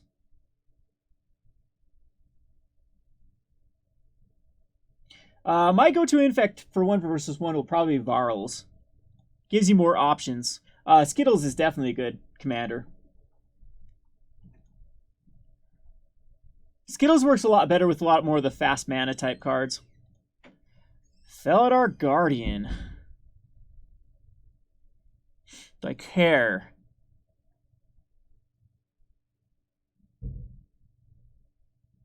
Do I want to loot more? I think I still want to loot more.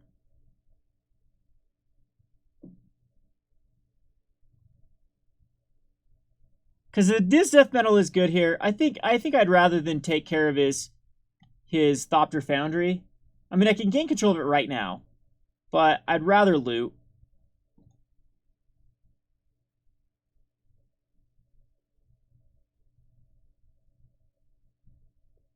And the Guardian, the Mortar Pod can go. I don't think I need either one of them.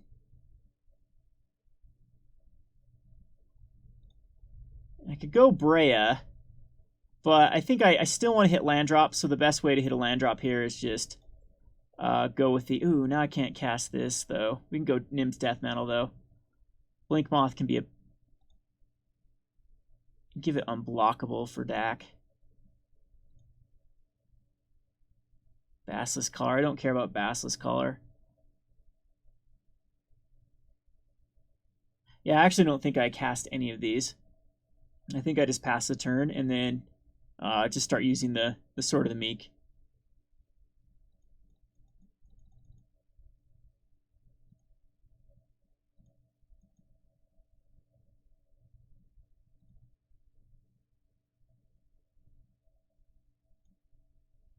All 1 versus 1 you after this, I guess I call you Unsleeved now. Rather than HQ. And also, speaking of Vegas, I might be there at the end of the week. I'm not going to be there for the full week. Probably Thursday, Friday, Saturday.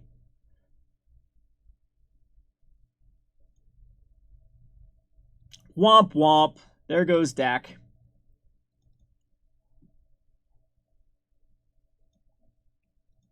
But yeah, I'll face you 1 versus 1 commander after a beat Tasty here.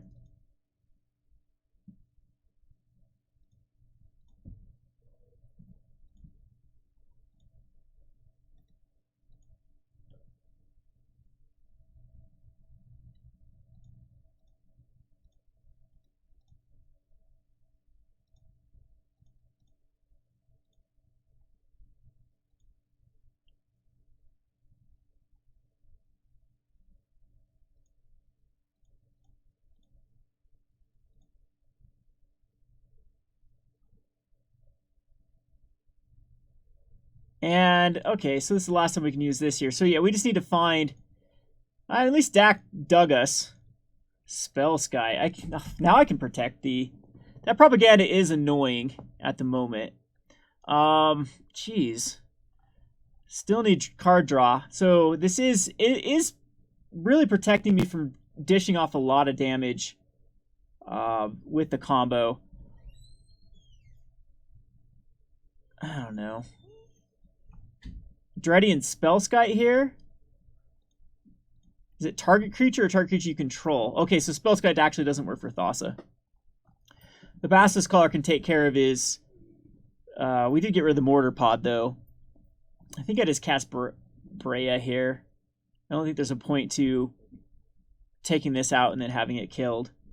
So, yeah. We'll just go...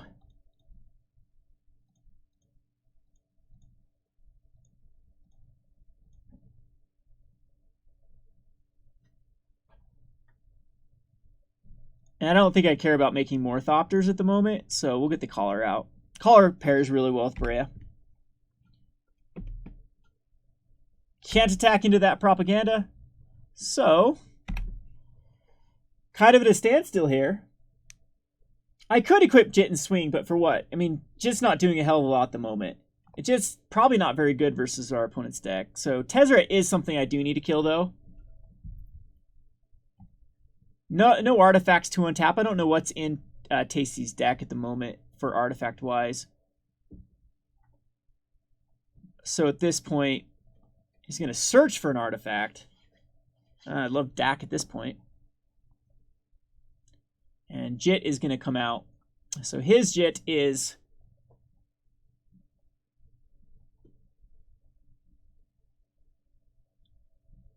something that... not sure if it's going to be too much of a threat. It's going to be hard to equip and swing.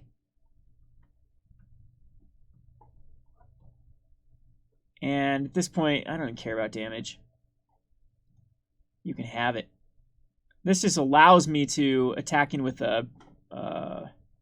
no, it's still probably just want to attack in with the Thopter.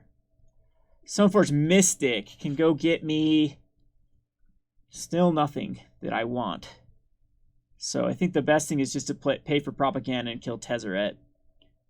That would be my assumption. Still really can't rely on Thassa Unblockable +2 to equip.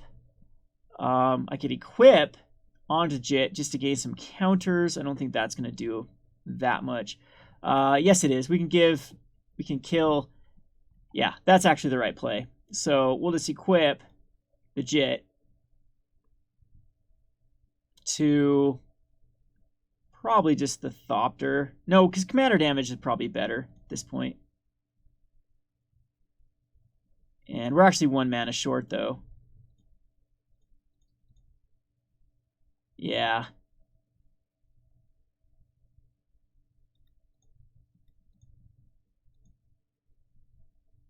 So maybe that wasn't the right play with it. Yeah, no, because I need counters on Jit to work. So we're going to attack in to Tezzeret. Oh, this is only when you attack players. Attacking you. So yeah, this doesn't have the Planeswalker bit on, and this still does deal damage. So yes, we do kill the Thassa here.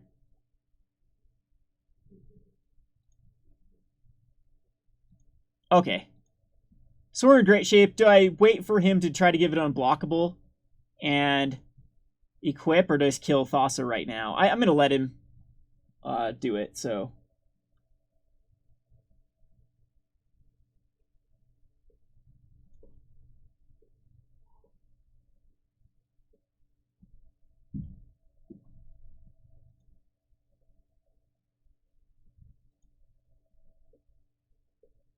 But yeah, Vegas should be fun. Everyone should come to Vegas.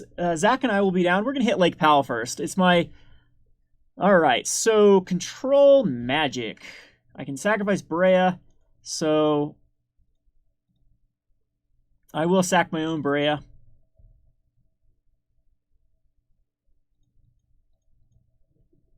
Sacrifice 2 artifacts. Target created is -4, -4. So we're going to sacrifice Brea and one of our Thopters.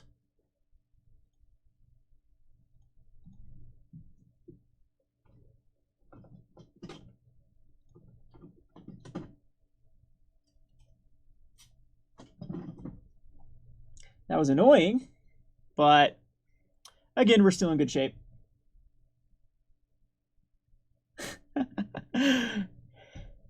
Yeah?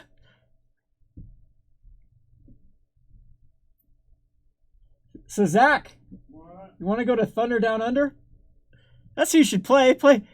Have Zach build a commander deck and play HQ. Are you done building your commander deck yet? No, I've been working. You've been working? Yes, I've been inventorying Pokemon. Oh, we actually have a store. I forgot that. Thunder Down Under. What isn't that? A male strip club. You gonna hit it up in Vegas? That just made me lonely. Did you hear that? I think it picks him up. To pick me up. What? No, What I is think it? the mic picks you up. Oh, it is? Zach's trying to talk quiet because he doesn't want to be on the... I think he just got turned down, HQ. I don't think he's gonna go with you. Lingering Souls. Oh, let's see here. All right, so I'm missing land drops as well, and I can't even get my Brea out. This is very uneventful. I think we do want to establish Spellskite, though, just in case there's any more shenanigans. And here I will go with Stoneforge. And we need to go get Skull Clamp. Why did I forget about Skull Clamp? Distracted. And we'll pass the turn.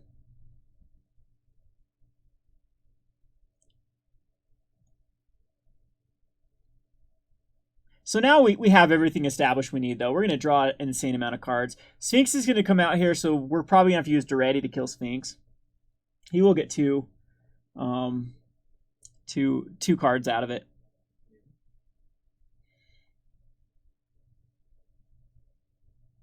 Yeah, the internet connection seems to be pretty stable. The stream's gone pretty good, right? I actually like it. All right, so Arcanus is worse than Consecrated. I know he probably wants to protect his Consecrated Sphinx. But he also doesn't know my hand unless he's watching, so... Alright, we do hit a land, so that's good, so it can put pressure off. It's still black, red. Alright, so we still need black and red lands, though.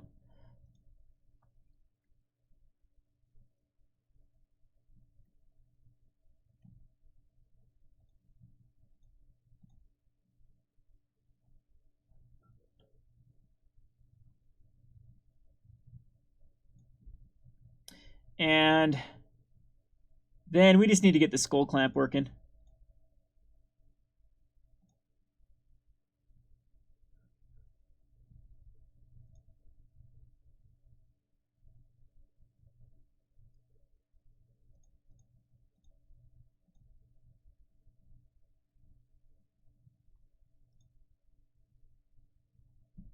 Probably don't need to play anything here for more lands.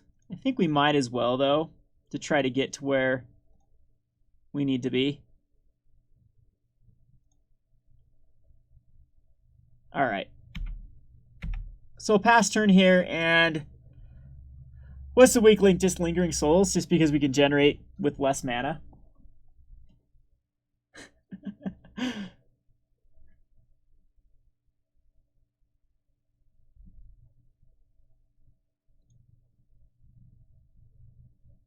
I guess I could have killed his... I can kill his Jit next turn, so let's drop Lingering Souls. So it's just... At this point, it's just like the right thing to do is just to hit land drops.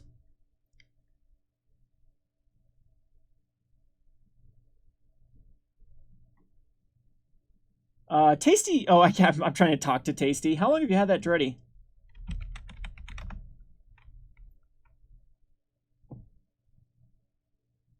Fogbank.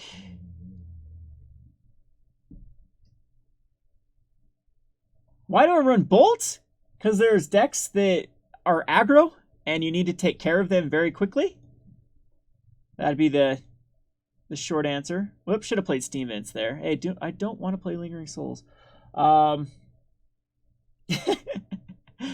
Tasty. Yeah, this deck's probably way more tuned than Tasty's too. I mean, we could kill his Jit here. We could kill his Thopter Foundry.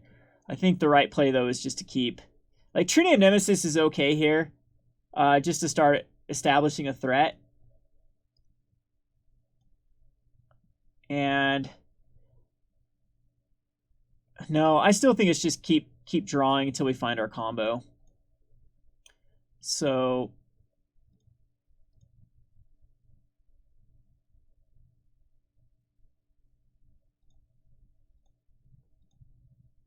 Whoops.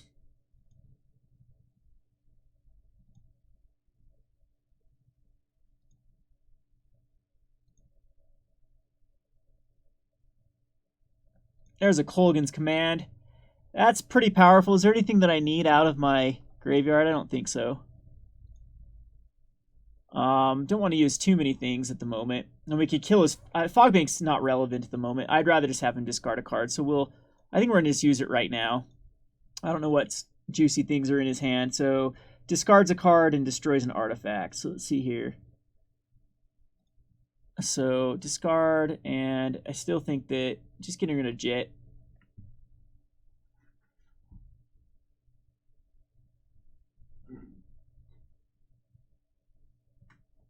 Of Bolt? Bolt is played quite a bit in a lot of 1v1 commanders. It's a very aggressive format. This plays very similar to Legacy deck. Legacy still plays a lot of Bolts. So does Modern.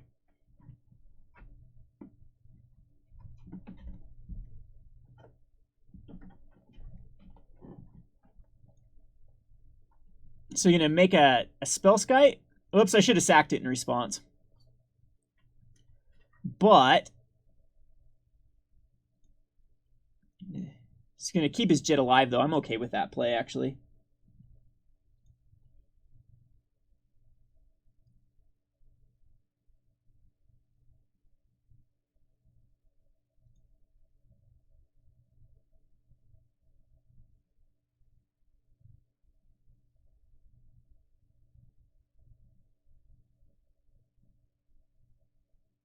Sword of the Animist. Okay, so here...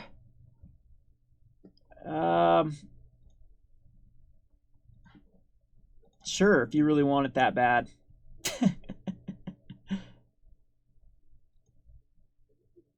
Whoops, did I just mess up?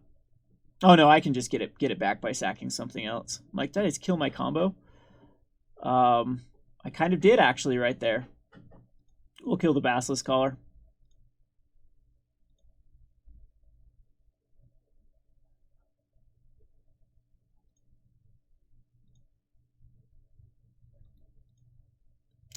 And, yep, so we'll just pass the turn again. And then just get rid of... I don't think we need a Deceiver Exarch at this point. I'd rather keep the lands. We'll probably hit more lands, though, so this is how Fountain can go. What do you want? He's going to look awkward at me. I might as well come sit down on a chair. All right. Jays. Jays. Jays, you cuck. Jays. No one can see you on the... Oh, they can kind of see your face. Oh, they can have it. I don't even... Don't you work? You don't work tonight? Nope. Nope. Fun. Yep.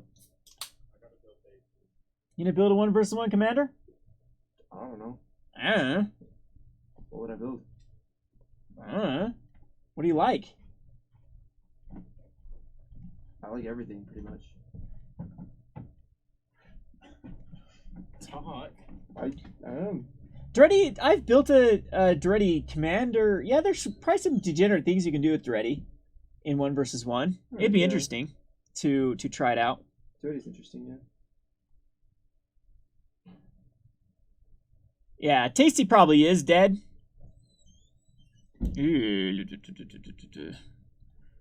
I cannot kill that at the moment. That's 3, and we only have 1 on the Jet. So I don't have the mana for it. So he's going to be able to draw. Nope, I'm going to kill it at the untap step. I don't want him drawing cards. So we're going to go ahead and sacrifice the sword to get another Thopter.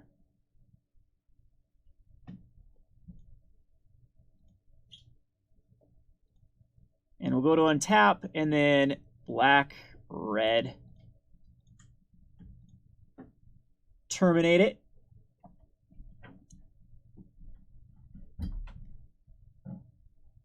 And then we have a draw. Lightning Grease doesn't do anything still. Steam Vent. Go ahead and create a construct at this point. Start eating some things, see what we can draw into. So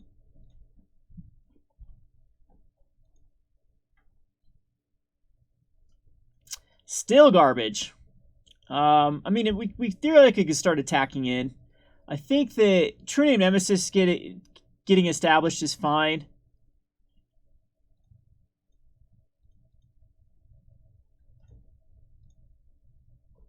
And then we can start equipping things. I'm just going to equip the Jet to it, probably.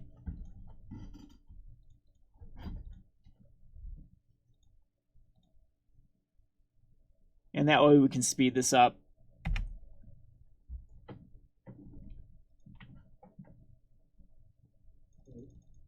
I think I have one way to get rid of the propaganda. That's Wear Tear is in this deck.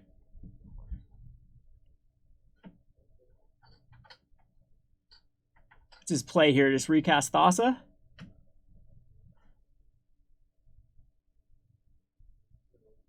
Yeah, Tasty's deck is too much of a commander deck. Not enough of a commander 1 versus 1.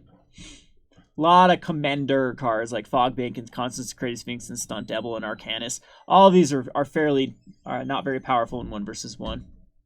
I think this is going to be a mistake of a lot of players, though, is when they're exploring this format, they're going to think of Commander as the baseline when it's Legacy you should be looking at. What decks in Legacy are viable? What deck is in Vintage? What decks in Modern?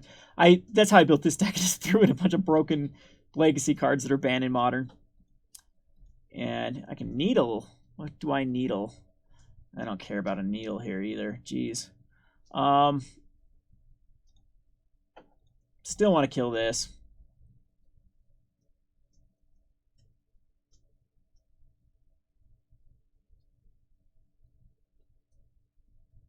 He should sack it to make a dude.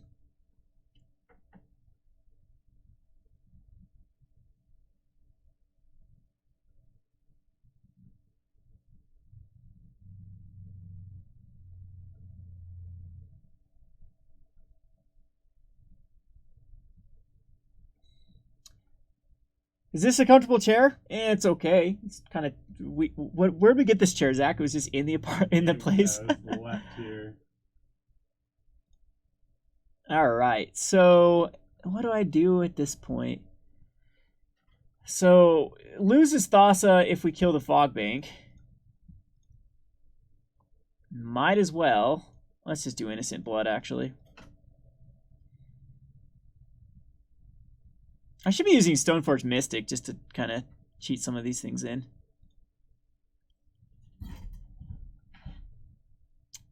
And let's see, so...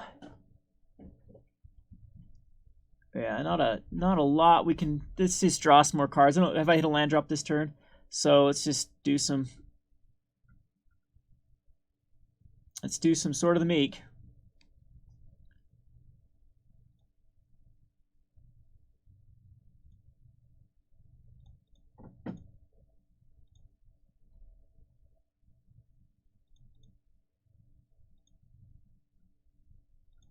Almost sacked my Skull Clamp there. That would have been bad.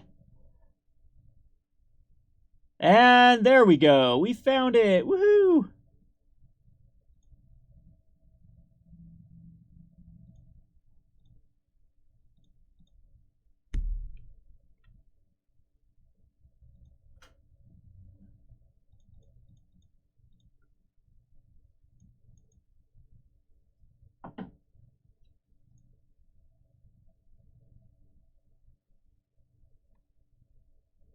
So now we just have to go through the motions.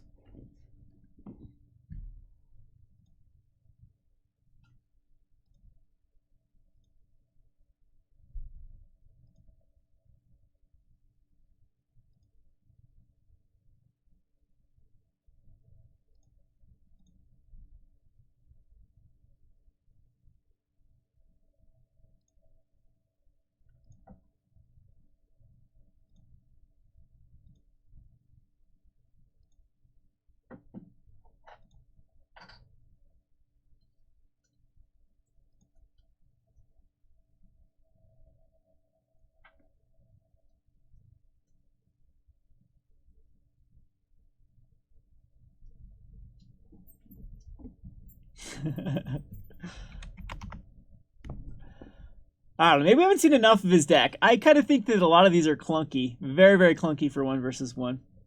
But according to Tasty, he's 11-2 with it. Better than I am with Brea at the moment. I started in the casual with 7-3, and then when I've actually played it competitive, I'm 5-5 in the leagues. All right, so let's start equipping some skull clamps to these things too, so we can draw some more cards. Jeez, okay, quit asking me what mana I want to use, stupid MTGO. It's right here. I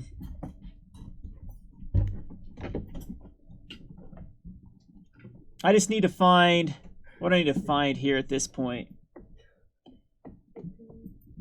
I'm not even sure what I need to find. I just need to find a way to kill the propaganda. So, where is the Sword of the Meek? I'm going to run out of time before this thing can happen.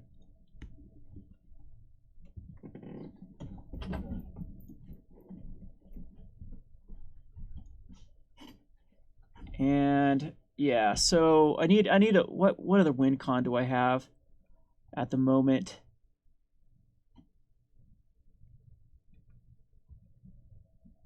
Let's just equip.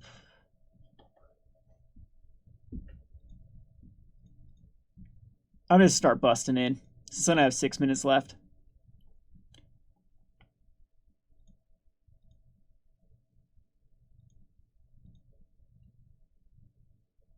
And then, so let's go ahead and sack.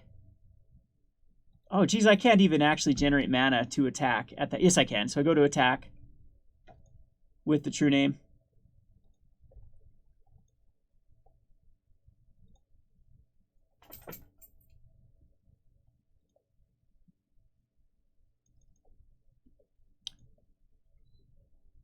And we'll speed him down this way. Keep up the path there, so if a Thassa comes out. Go ahead and get at this point, just like a Pure Steel Paladin? I don't know. Draws more cards. And then we'll just pass turn here. And it doesn't matter what we get rid of here. Just get rid of a Deceiver. Get rid of a Wall of Omens.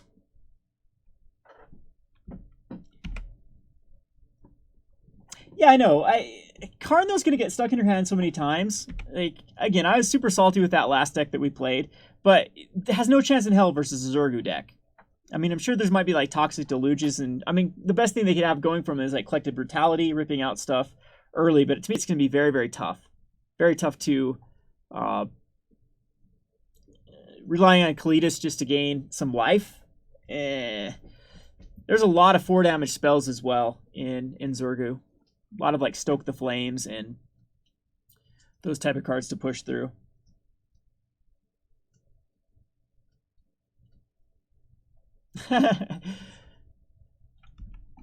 Time limit's not a problem now. I have 5 minutes and it's attacking in with Jet doing 9 damage per turn. Actually, probably I can start getting away with more. Nim's Death Metal even pumps up the true name. I can get with Brea a little bit bigger with Brea. Skull Clamp can be equipped to it.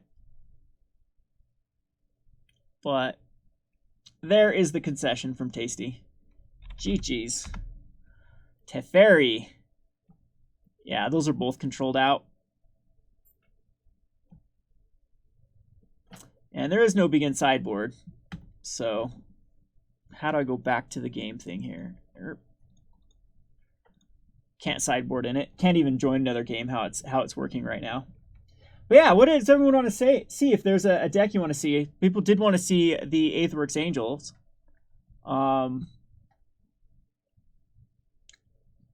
If there's any interest at the moment, how many people? With 50 people watching, now is your time to ask questions, and we'll try to get a few games in. What are you doing, Evan? Yeah, what are you doing? You don't work either, man. I got people stalking me in the background. You just got on. Stalking. Jeez. I'm spectating. You got your fangirls back I here. got 51. What's my my favorite personal multiplayer commander is definitely Noth of the Giltleaf, or Stark. Stark of Wrath is fun too. King Makar is fun. Those are probably my favorite ones to play. I I really do like Animar. No one likes me to play Animar though, so Cancer. No. that's the problem with Animar. Try Stark, maybe. I'm not playing it on here. They're just asking me. It's a question right there. See? See, I'm answering questions. Aha. I'm introduced to the interwebs. Hey, it's Tyler. How come Tyler's not here? We could have this whole orgy. Whatever. Yeah. An I'm orgy not of people distracting here. You. All right, I'm gonna play some. I'm not distracting you. I'm gonna try to play some Aetherworks Angels. There are so many bugs now with. Why is it saying? Tell him to leave. Tell him to leave. Let's see here. Why is this not saving? Oh, this did not save my latest additions. It's so buggy right now on MT Joe. Like when I switch computers, it deletes decks or duplicates like crazy. So look at all these duplications, and it's getting insanely annoying. Because I updated it at home this morning with Aetherworks Angel. I actually even played a game with it. Did I play no, I wasn't in a league. I don't think I joined a league with it. But the way that I would Sig, is it not Sig River Guide, but I wonder if Sig the other one, the Cutthroat, it would be a good 1v1 commander. It seems extremely good. Let's see. How did I update this deck? I don't have Ullmogs anymore because I sold them because they were. That's how I afforded to build those decks. I sold the Ullmogs. Tireless Trackers are not in this deck anymore. The Mary Shepherds are not in the main, and I cut 2 Tormenting Voices, I believe, were 2 of the cards, and then added an Angel of Sanctions to the main and 1 to the side, and then 2 Castaways. And I think that's the only thing I've done, or Cast Outs, not Castaway. 2 Cast Outs to the main, and 2 to the side, and then a Fumigate, I believe is the deck list that I'm running. 2 Fumigates in the side. And I got rid of all of the Tireless Trackers. I believe I got rid of all the Tireless Trackers. Because Fumigates you do need for yeah, maybe Tireless Tracker would still be better. But because Linvalas might not need to be a 4 of. This used to be my go-to way to beat kind of the aggro-based decks. This might be a little bit overkill. But I think Ishkanahs are extremely good. Tireless Trackers might... Oh, I know some other things I did. So, yeah, there was definitely some other messing with this deck. What was it? Because I added 2 Traverses. And then I wanted more Evolving Wilds, so I think Game Trails are pretty bad here too.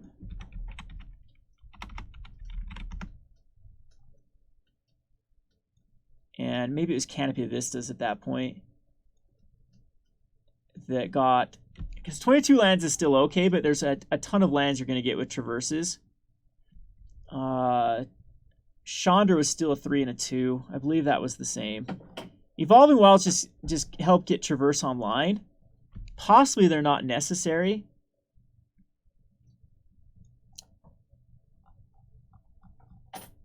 Yeah, I still want 22. Yeah, possibly. I can't remember exactly what the cut was. 2 Chandras are still good because they ramp up to Bruna. And it's your alternate way of... You still want the Tormenting Voices as well to get rid of the Bruna. But I definitely cannot remember. Maybe Angel of Sanctions was in the sideboard. I know that was a full thing of Ishkanahs. Can't stand how MTGO does this crap. Worst software ever. I'm going to cut... There's so many decks that the Ishkanahs just completely blank. And... yeah. I don't know why these giggling schoolgirls are being annoying in the background. I don't know what he's doing. He's being dumb. I'm not being dumb. You're being dumb. You're being dumb. All right, so I'm going to cut a Mary Shepherd. I think this is the list I'd run at the moment. Cast outs help with getting the Delirium. And they're also great control cards. Without the Tireless Trackers, we're very vulnerable. But I think this would be...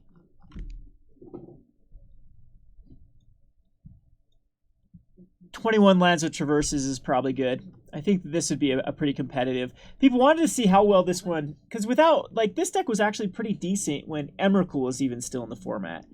There's just a lot of decks that get blanked to the Bracella. That's why a lot of there's like a U-White Flash deck that's running it. There's also a black-white control deck. And I've even seen some, like, weirder Mardu decks just put in the Gisela Bruna combo in the sideboard. And then that's just a way that they can actually combat against the heavy Torrential Gearholt control decks. Because once you get this established, then it's pretty much, they can't cast a lot of their spells. So let's go ahead and queue this up, unless anyone wants to see something else. See if there's a 1 versus 1 that's ready to go.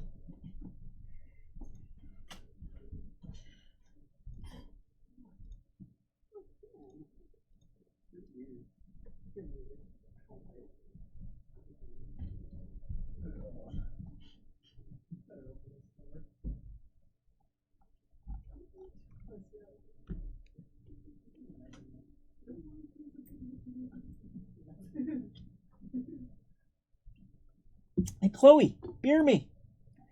Beer me, Chloe. Drinking soda? What a useless dog. It's No? not Friday. Not gonna go get me a beer? Come on up. Oh, you. If you're gonna be annoying, though, right in my face, buddy. Alrighty. Okay, back down, I guess. Sure, Troy. Back down unless you can sit nice. Alright, so yes, I'd like to play first here. I think this is an acceptable hand with double game trails. It's awkward, but the second game trail is not going to come into play tap. Oh wow, never mind. This is a terrible hand because we have double Brunas. I just thought one Bruna with the Tormenting Voice was fine. Double Bruna is pretty much dead. So this is like a mulligan, but I guess it's not terrible.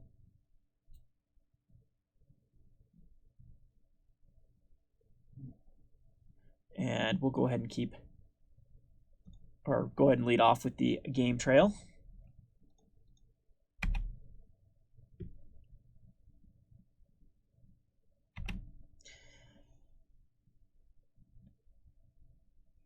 So next turn, Traverse can go get oh geez, that's also awkward. Okay, Canopy Vista makes this a lot easier with getting the white. So I think, and we can actually reveal the game trail here. So this is actually better. So we'll reveal the Canopy Vista, and I think that Tormenting Voice here is the better play than Traverse, since we're hitting land drops. Another Tormenting Voice allows for the other Bruna to go to the bin, so... Canopy Vista is also a good side, because we're probably not going to get balls out aggroed here, and so it's going to give us time to establish. And so this is like green-white tokens. We're fine.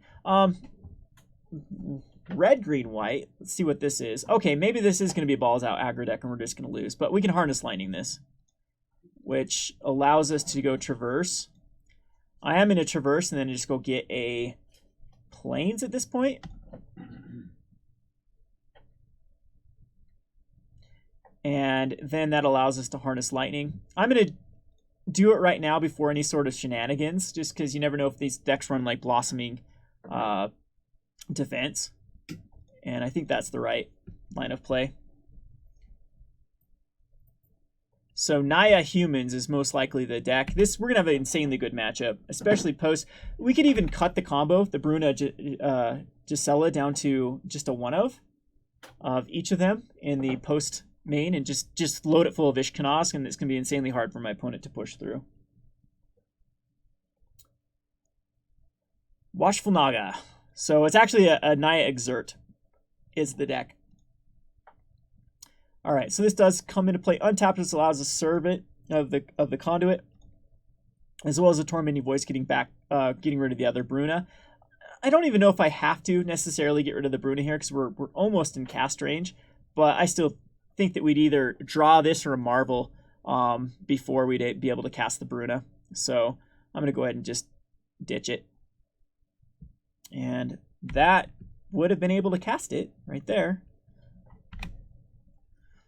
So still don't have the energy either. No Woodweaver's Puzzle Knot or Attune. Sigarda's Aid. What in the world?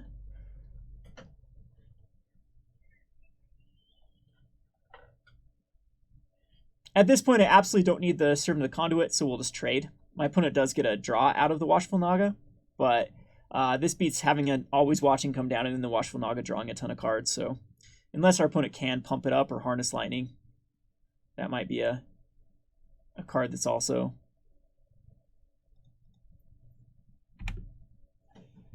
I think this is worthwhile. We have so much mana.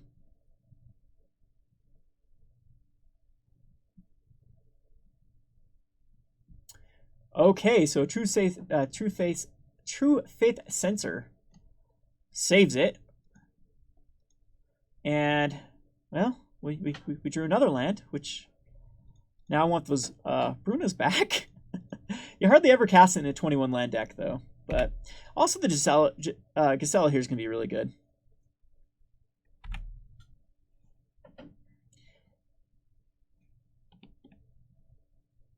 See if it gets decked in stone. I don't even care if it does. I'll take a deck in stone here to draw another card.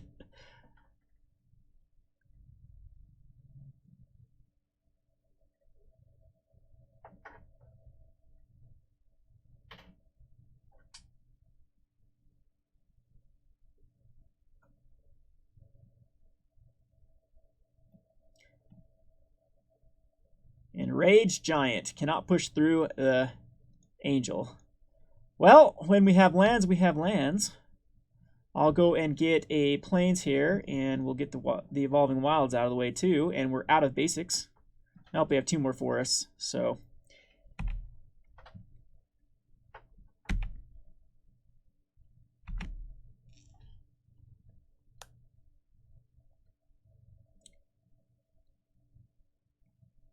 Guess we could be hard casting Ulamog.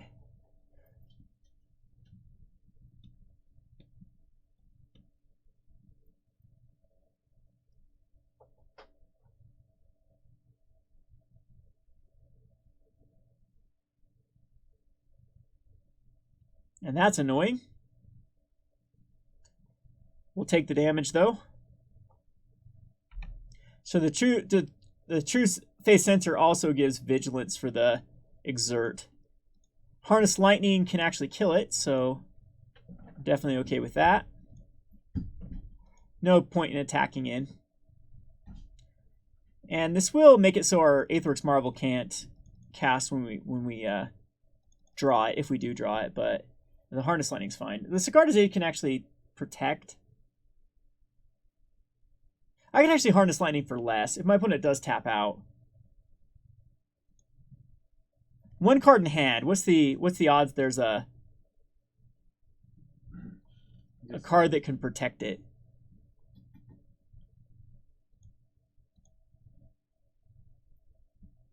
There's 2 of them in standard right now, aren't there? Okay, so he's going to exert this one, so we'll block that one.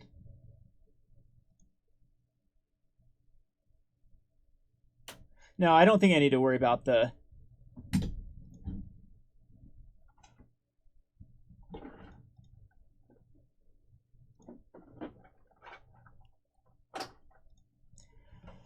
Oh, an equipment that can then equip and attach.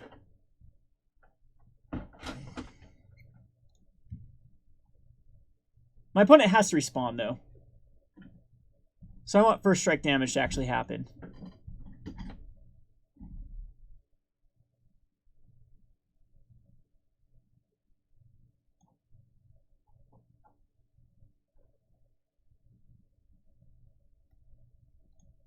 Okay, I do have a stop here too, so Stitcher's Graft.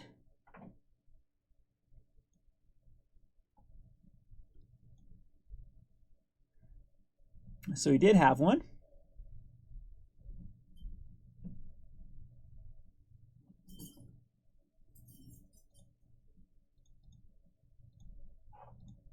So now we'll spend 5. But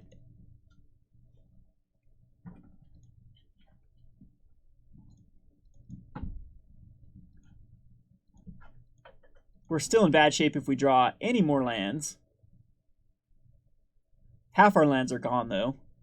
And we still have 40 cards left in our deck, so the odds of us not of drawing lands is pretty terrible. Well, we still have a tune.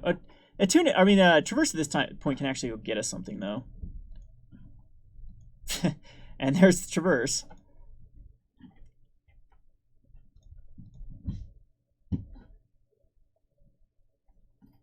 Which at this point we're gonna get a Bruna, because then we can block. Yeah, there's no point to get anything but a Bruna. Yeah, there's really nothing even in my deck but a Bruna, so 1, 2, 3, 4, 5, 6, so 7. I can actually cast it right now. Look at that. Hard casting Bruna. Not going to worry about getting a Bruna back from a Bruna.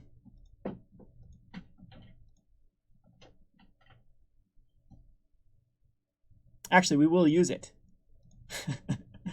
And my opponent does scoop after that. Okay. So here, Ishkana, Angels of Sanctions. I think we just go a mid-range route. I don't even know if we need Aetherworks Marvel. If we could cut, I mean, even Linvala's, Fumigates here, Cast Outs, all of that is just so good. The Bruna combo can just go down to a 1-of. Not even sure we care about the Marvel. Mary Shepherd doesn't need to be in here. I do want the other Cast Outs, but over at this point, like Chandra and Nahiri are not as relevant. They're more of a liability. Well, Chandra's really good here, but Tormenting Voice isn't necessary. I wouldn't say. I think 2 Cast Outs probably the wrong number, because I think we want to go as much up in Cast Outs as possible. As possible. So one other card that could be cut at this point would just be, I mean, a Woodweaver's Puzzle Knot does add the artifact. A Nahiri probably, no, Nahiri can get rid of the not the equipments, but the Always Watching that is inevitably going to be in here.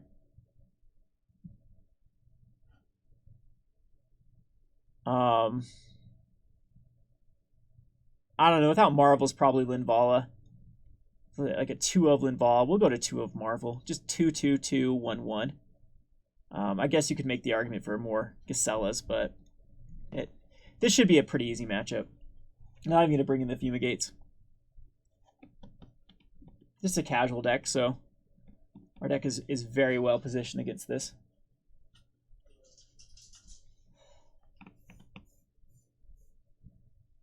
Mono Red Storm in Modern, huh? Just the one that tries to storm out goblins? Is that the one you're talking about?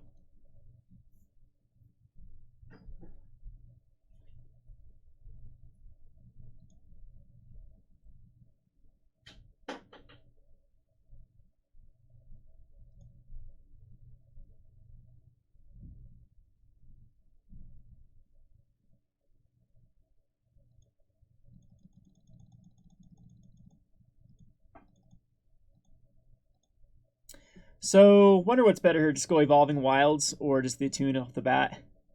I just think this allows, either way, yeah, we'll see Evolving Wilds right now, crack it, go get the Forest. And the next turn we can go Attune and cycle a cast out. Glorybringer comes down here. Could be in, yeah, a little bit of a pickle. Not too much, though, because we have a bunch of hits that... All right, getting those lands again. So let's go Attune. And get a Mountain.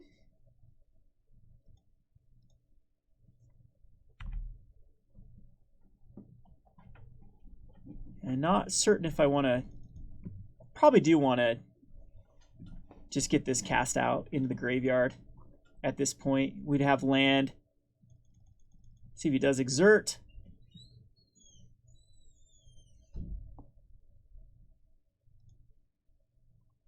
No Exert. So we'll take the damage.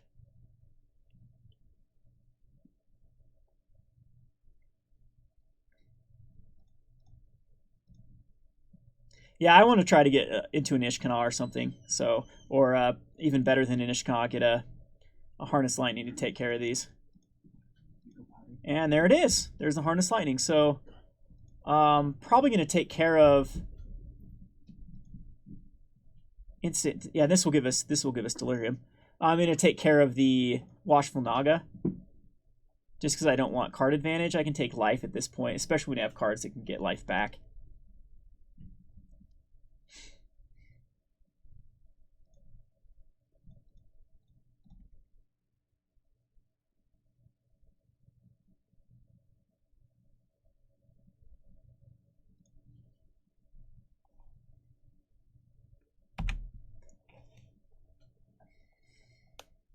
So next turn Chandra, and then the turn after that we can traverse and find a Linvala or Ishkana is something that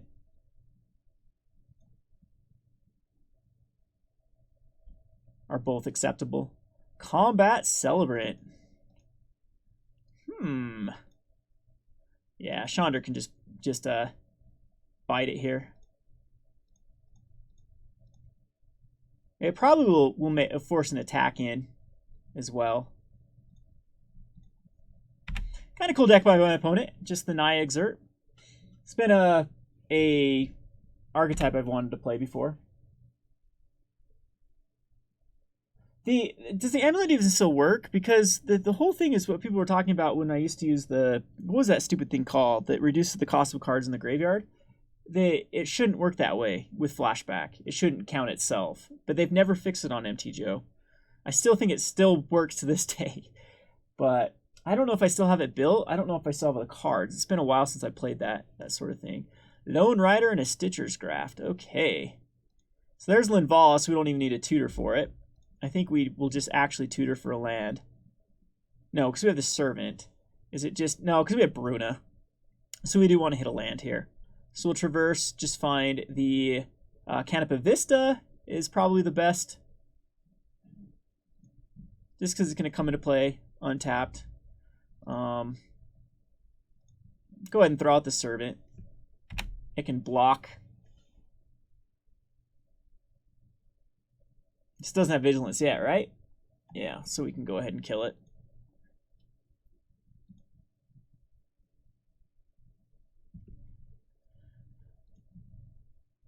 Can't equip both of them. But Cathar Shield is probably going to go on the Glorybound Initiate.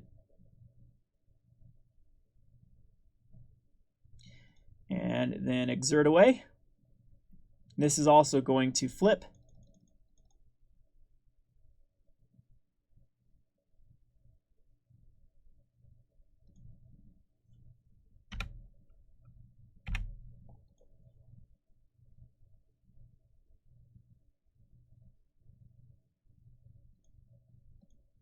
There's a Marvel. We're just off of an energy for Marvel. So 1, 2, 3. Yep. Go ahead and just pop out Linvala. We don't get an Angel, but we do get life.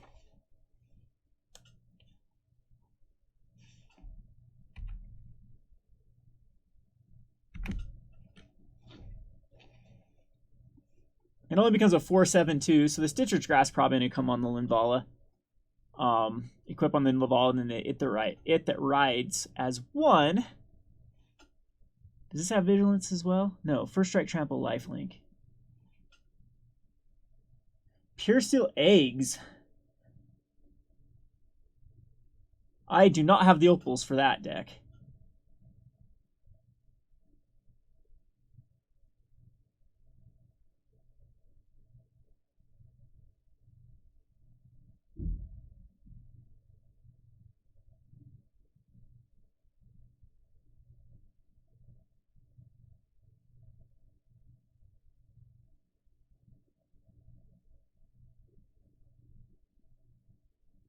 Kind of just don't even want to.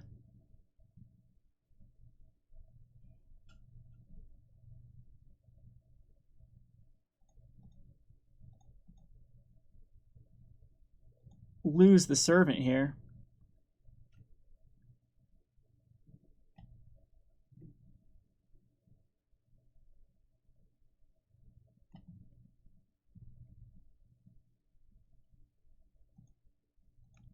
There's a Chandra.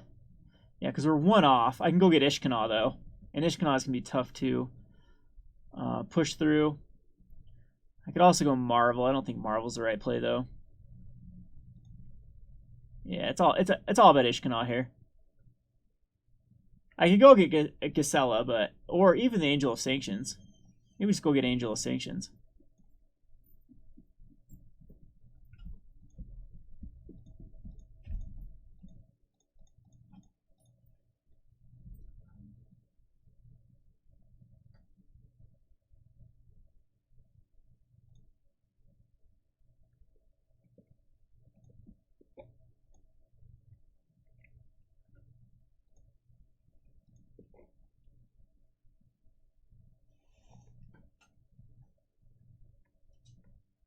If I would have grabbed the Stitcher's Graph there, would it still have triggered?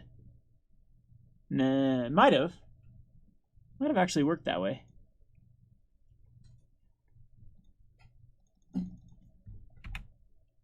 Start beating down with the Angels.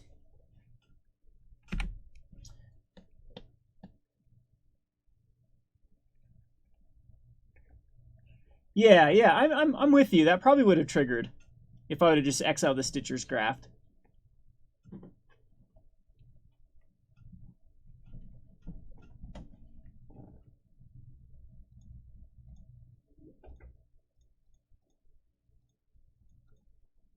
We'll go with a Chandra again and kill off another combat celebrant. Not letting that thing happen. And now we have Marvel mana. And we're just going to attack him for 3 this time, leave back a bigger blocker, just in case that Battlements, for whatever reason, can get on a Glorybringer and Exerted. Marvel next turn or Bruna. Bruna can get back nothing at the moment. Nothing's dead. And yep, that's exactly what I thought could have happened. He could have given it haste and swung in. So don't care too much about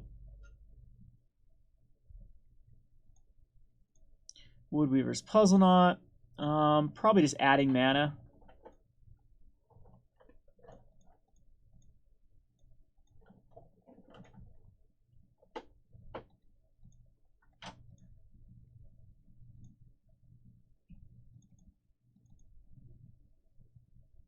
And why is it tapping 6 there for Marvel? That's energy I need for 6. Getting tired.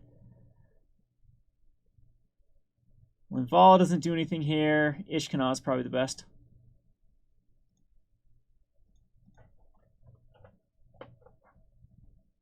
Linval actually wouldn't be too bad because it would have got me 5 life and a Linval into the graveyard for Bruna.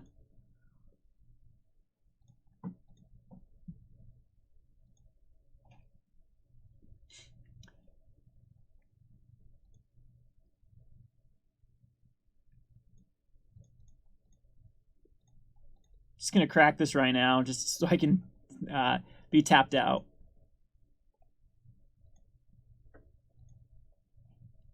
And at this point, we will attack with Linvala.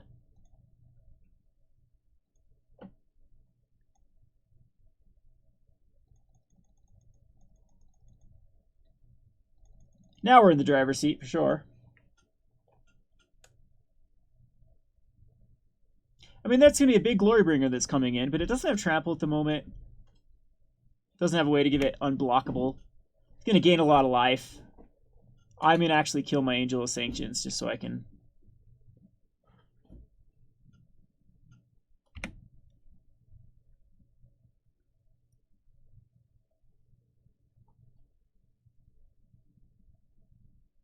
get it back with Bruna. And then exile the Glorybound Initiate. That is true. We do have to worry about flinging. I don't think it's enough, though.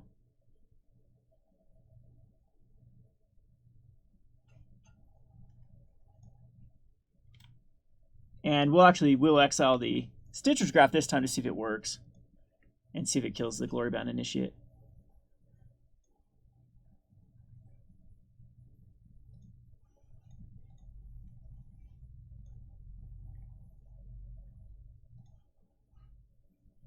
I can get it back with either Bruna or just casting it with its Exert, so...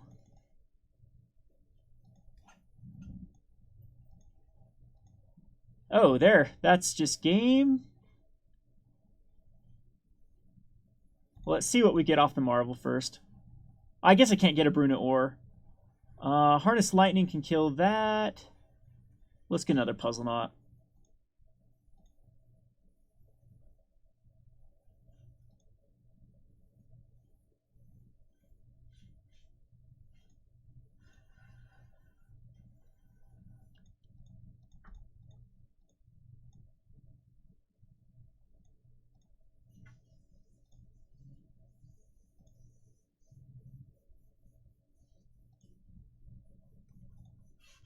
All right, so let's see if this does kill it.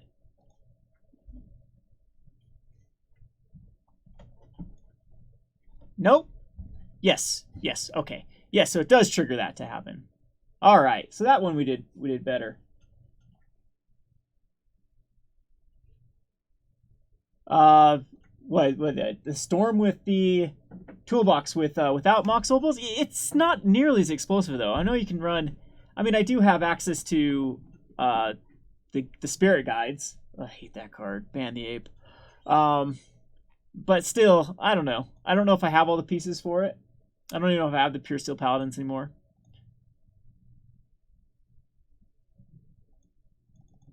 We'll cast Casella next turn. That's game. Surprised the deck was able to do as well as it has. How will I don't think the zombies just controls it out though with like Fatal Push and Dark Salvations. I don't know if I guess they stick something against zombies, then zombies theoretically can't come back with gaining that much life.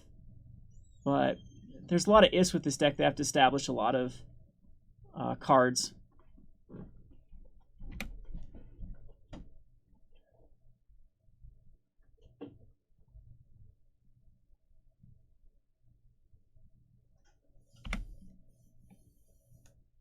It is a 7-10.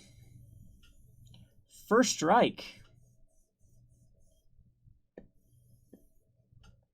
It's going at Chandra. Well, Chandra dies. I'm still going to get the Angel of Sanctions here. And then get another Stitchers. Let's see. Yeah, this is fine. We actually can keep it alive, but then they could just do the damage, however. So Chandra dies. Oh, I should have blocked with one more.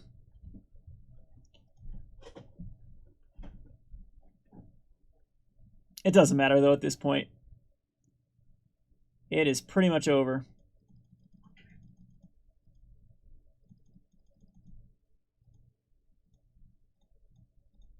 Might as well tune.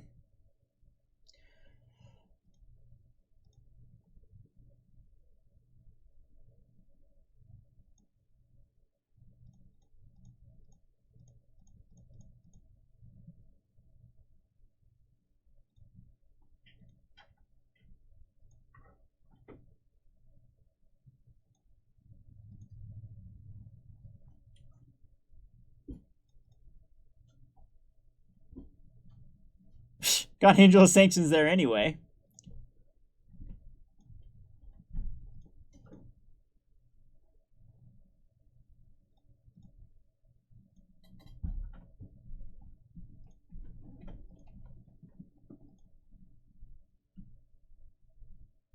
And we'll attack in. There should be a concession here.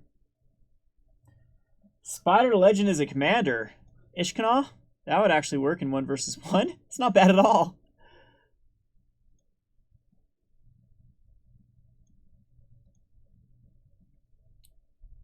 Alrighty, let's... Opponent has 1 turn to Hail Mary something. I don't think it's possible. How come my Bruna did not attack? Oh, I did attack with Bruna, okay. And there's that. So let's say I do think Aetherworks Angels would have a good matchup right now in the metagame. I would say so. So Pure Steel, I don't even know if I've built a Pure Steel deck. Look at all these so sick of the duplicates. It keeps duplicating when I log into different computers. And it's so annoying. Oh, there's Pure Steel. Pure Steel is built. What is this? This is an old school Pure Steel. Yes, I do not have the Pure Steels. So, what is this not? Oh, this is the old school one that tried to used to find the Mortar Pod combo here. So these are old.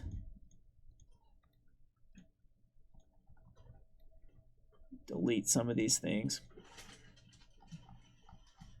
Any other decks you want to see played?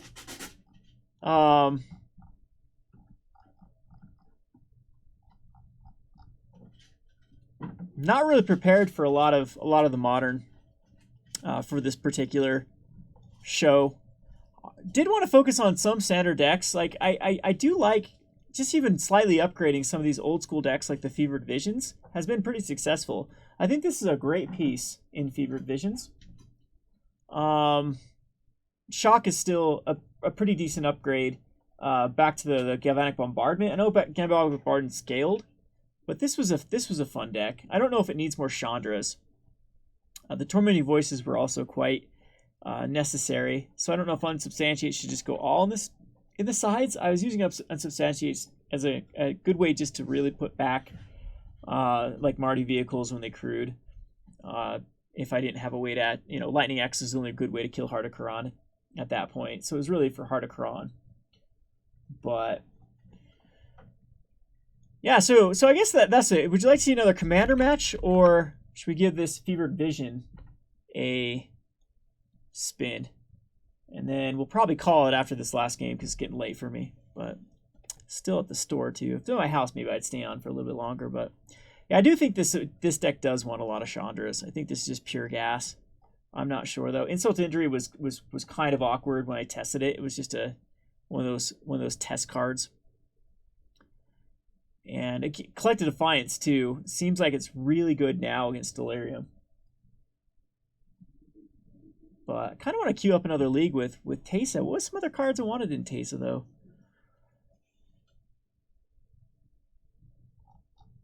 My land count does seem pretty low for this. Yeah, I don't know. I think just getting into a Chandra. Not Torch, Tormenting. To get rid of excess lands.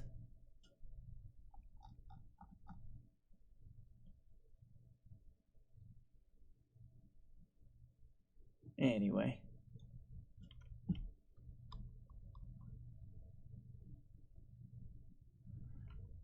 Maybe 3 Chandras. That's what we'll do. Not that one.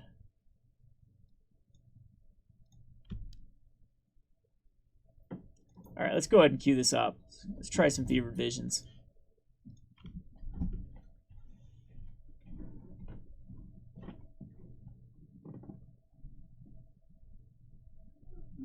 Yeah, Nominal Creativity is a deck that I definitely want to revisit. It's been a while since I played it. I played it during a very degenerate standard too, where it had no chance of actually competing. And I think nowadays it might be something that is a deck that can compete. Oath of Nissa. Are we going to run against Saheeli Comboless is what it is. Or green and white tokens. This is the 2 decks that are running Oath of Nissa at the moment.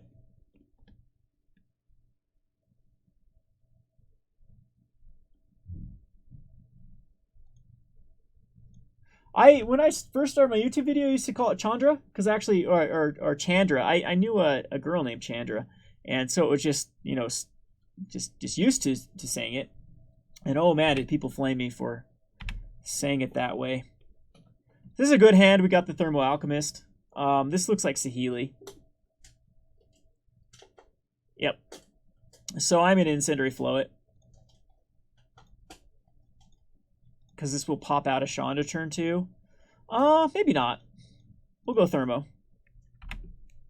I do need to hit lands here, though. And then we can flow whatever my opponent puts out. If it's like a Rogue Refiner even, it might be worthwhile.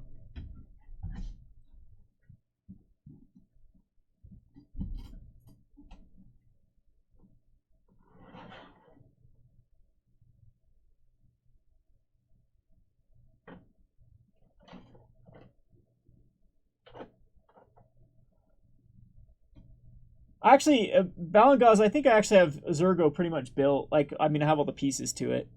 One of the things I did, like, for as far as I'm going to talk about one of the Market Mondays, probably not next Market Monday, is investing in Commander, 1 versus 1, and Zergo being one of those. So I did buy all the pieces, and it was insanely inexpensive, especially if you didn't want a Wasteland. Well, that's a card I didn't want. Do I care about Saheeli here? Is the question. I don't know if I do. We'll go ahead and kill it, though. I think with the Fevered Visions, we have a good draw. So I'm going to take care of the Servant.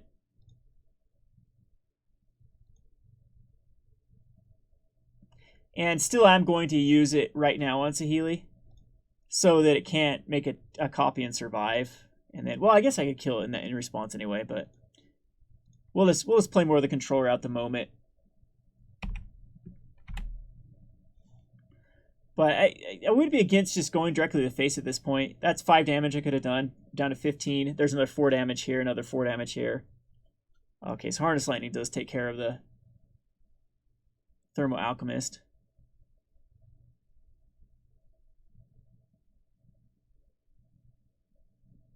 Alright, so we will establish the Fevered Visions. I'm not going to bounce anything. That's probably the best thing to do.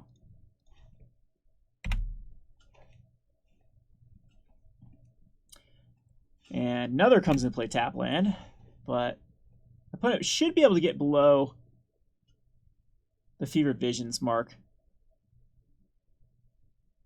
Unless they cast like a Rogue Refiner here. Alright, so it's going to do damage then. So we can redirect to Saheeli. Unless there's some random shock to the face.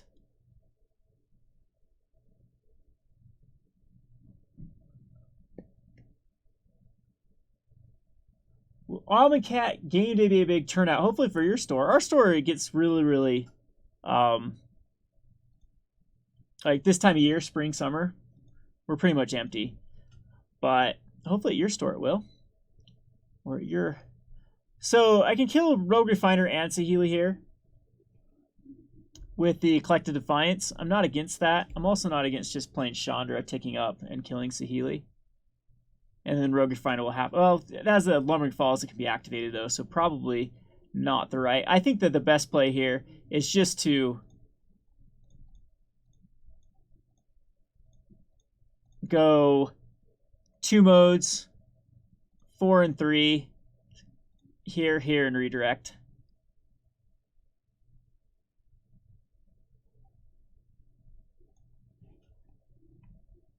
Probably has another Saheeli in hand, but now we're starting to get a lot of card advantage, and Substantiate will be good. 2 lands have to come and play tap, so it's going to be kind of awkward. We can cast Chandra and tick up Chandra and cast like a Fiery Temper if necessary. But at this point, we just need to control the board. And one of the problems I've actually played this deck right here, the Saheeli deck versus Fear Visions, and it was almost impossible to unload my hand.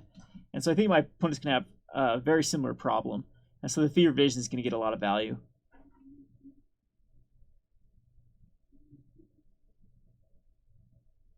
There's Tamiyo, doesn't do a lot at the moment.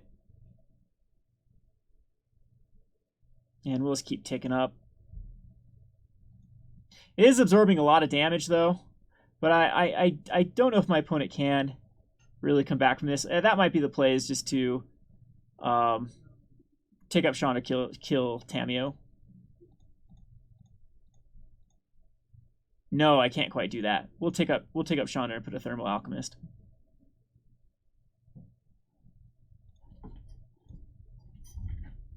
Oh, yes, we can. No, there's no target for Lightning Axe, so...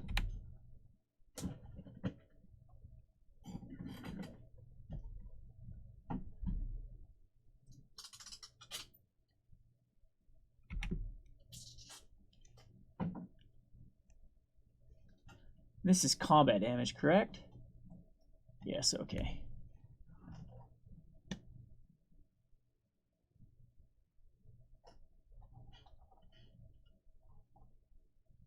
I am Kabu Kid, I am in Mountain Standard Time, so it's 11:25 at the moment. So not late for some people, but I'm an old man. It's nap time for me, especially when my dogs keep me up all night. What are you two? Oh, they're sleeping over here. You bored? Just gonna draw a card. I don't know if that's the best thing to do with Fevered Visions.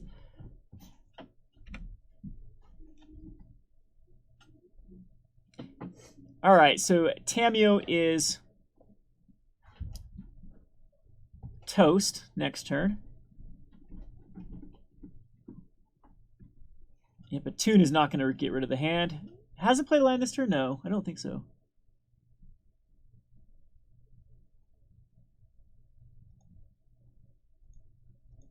So do we even care at this point? Let's go ahead and first of all just exile top card.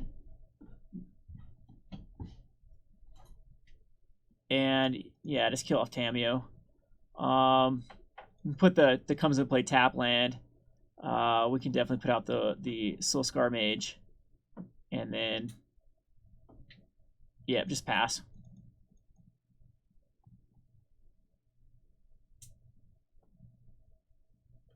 Probably should have kept back actually the Wandering Fumarole for the we can still block the Lumbering Falls though, because it does have hexproof. Does take my opponent's turn 2 to activate and attack in, so they won't be unloading their hand. Magma Spray. Magma Spray, huh? We'll keep it alive. Might as well.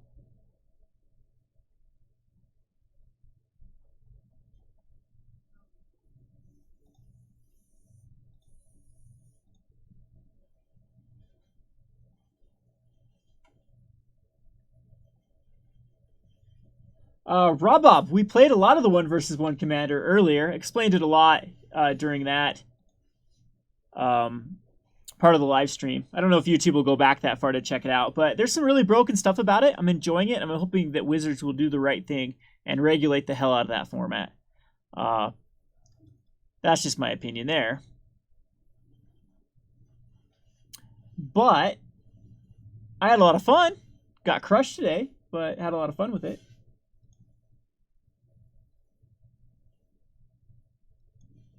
Well, Commander 2016 was underprinted. That's why you're seeing a huge scarcity of it, which sucks for some of those cards. Like Brea is spiking hard. Attract's already spiked big time. Yeah, some of those cards like the 3 mana draw spell, was that out of this year or was that last year?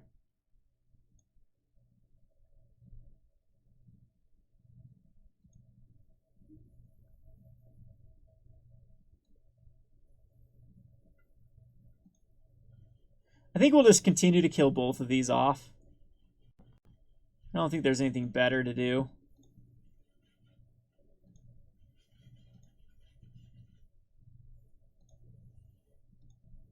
We're just going to run Chandra to the victory. And the Wandering Fumaroles.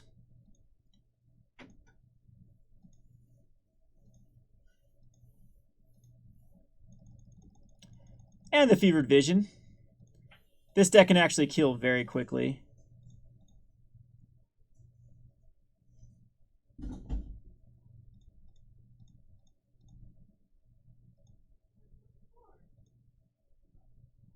No, I think I want to protect Chandra.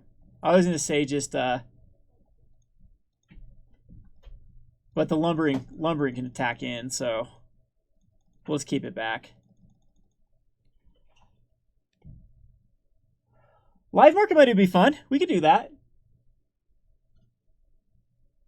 Yeah, I love Bloodless Insider. You've seen my teaser video for that, right? That was so much fun playing that match.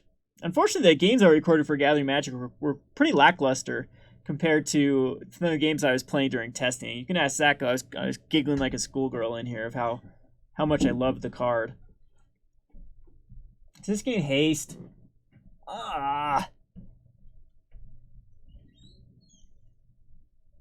I have an unsubstantiate. Yeah, we don't care.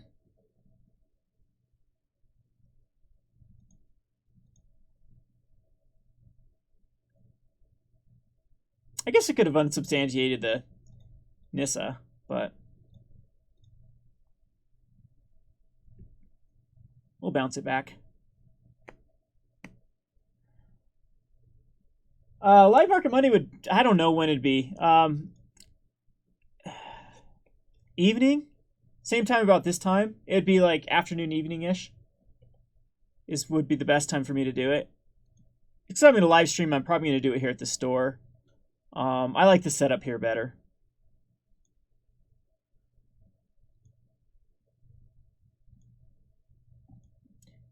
And I probably should just start going to the face rather than at my opponent. That's annoying. That's going to be your third harvest, so we're still going to, yeah, redirect towards. Oh, yeah, Fever Visions did redirect. Okay.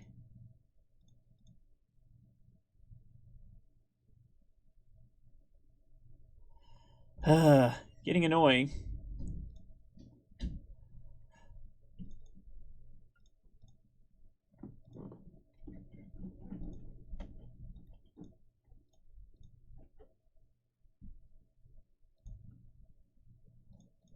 Again, our plan is to ride Chandra to victory.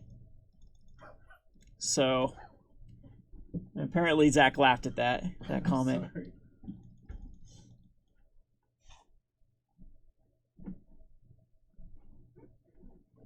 Commander 2017 could get a big print run, though. The problem is they always miss. They either overprint or underprint, and it's anyone's guess of what's... Because one of the commanders was just so overprinted.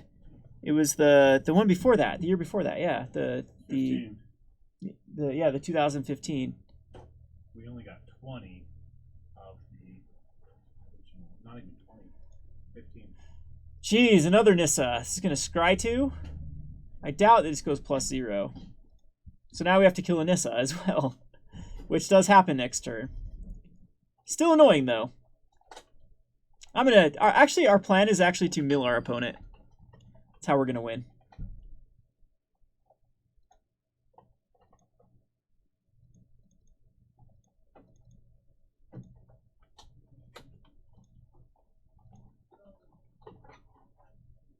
So I can do this two ways. We can take down Chandra, or just fire temper it off. We'll do it this way.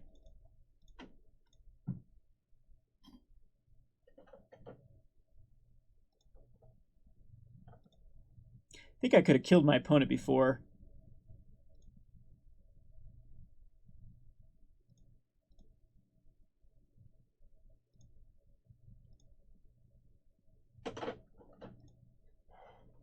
And we can shock when he tries to attack me with the Rogue Refiner. We'll exile the top card of the library. That works.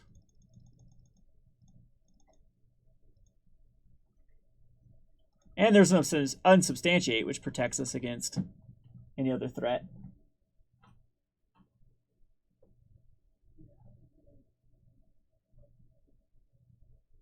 There's the Lumbering Falls. Sure.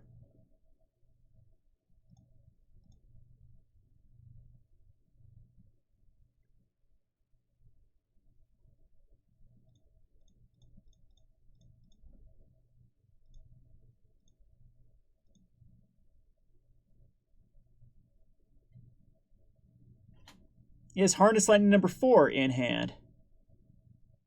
It is. Okay. Well, we'll keep the Chandra alive.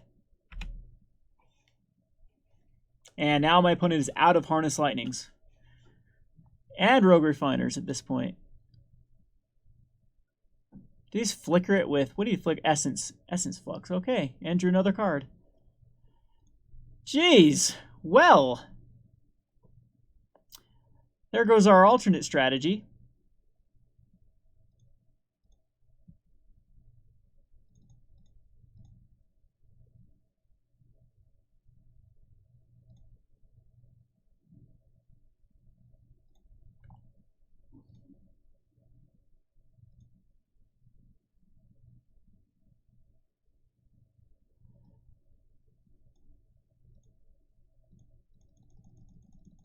And we'll just pass the turn.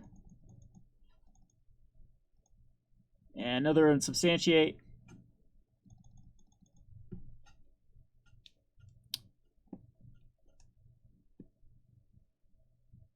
Saheeli, annoying.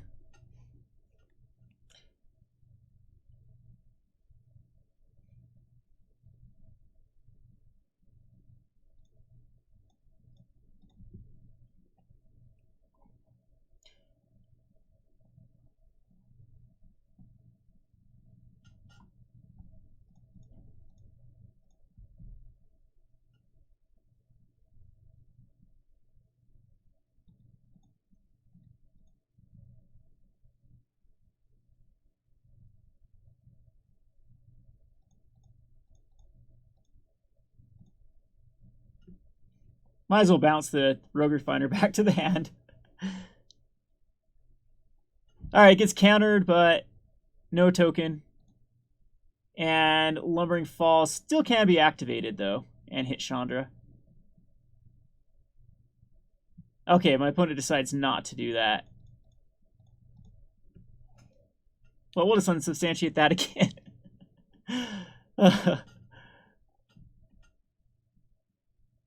And kills Saheeli. Or do we care at this point? Just go at the face. Yeah, because I just win next turn, right? Yeah, let's win instead. I'll quit toiling around. Well, 2016, the set came out at $700. If you were to open all the pieces to it, there was $700 worth of cards. Most of it was actually between the $3 to $5 range, but there was a ton of them.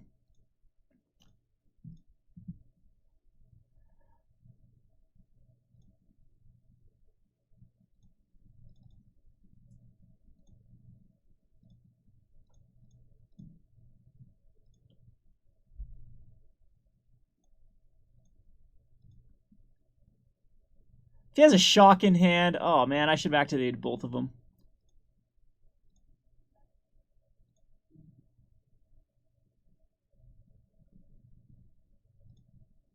And look at that, we finally won. I'm actually... Okay, we didn't win.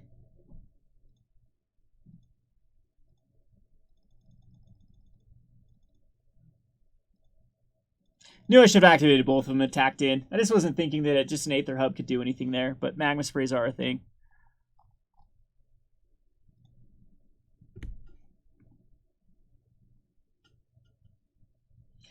New Avacyn for EDH. 1 versus 1, that actually wouldn't be that bad of a deck. You could run it with like a very, very aggressive mono white.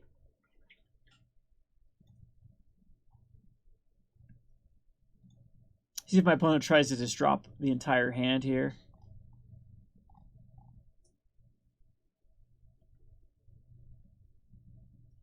Should be a Rogue Refiner. Mesa. Can't cast a Rogue Refiner because that will get above.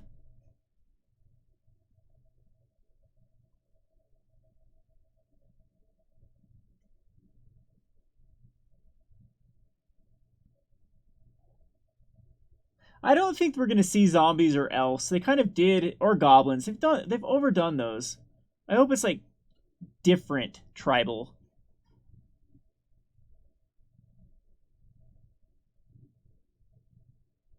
Slivers. They're not going to do slivers. They might do slivers. I can see them doing slivers. All right, so he's desperately trying to unload his hand here, but he's Magma Spraying, and I can just attack in with I can Chandra, kill a Rogue Refiner, and attack in. I mean, my opponent's trying. You got to give him credit for that, but...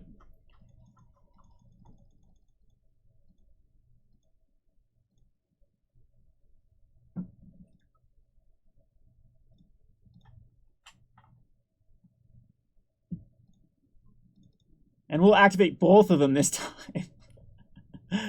All right, what do I need in this sideboard?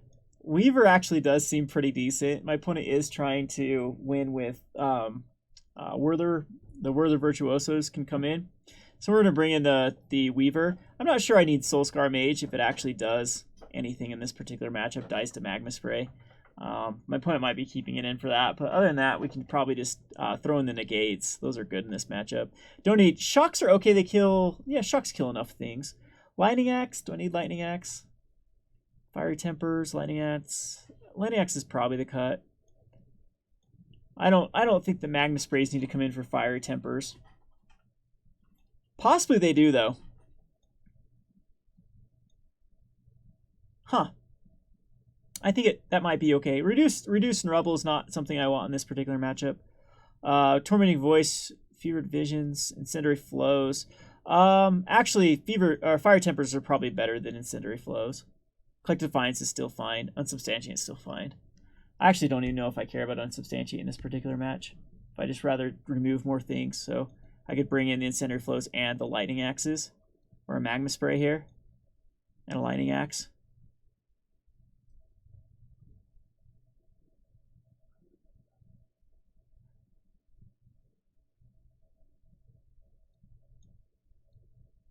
Yeah, we'll remove creatures. That's how we'll win this one. Did they actually do a ruling on Avacyn being Boros? Yeah, I guess so. I guess you can actually run the like the Boros Charm. And this is an awkward hand, but we'll keep it.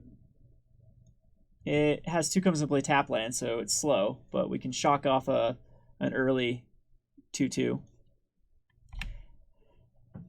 And I don't know what my opponent brings in versus this particular. This is a bad matchup for Saheeli, because Saheeli's trying to really clog up the board and just win through value.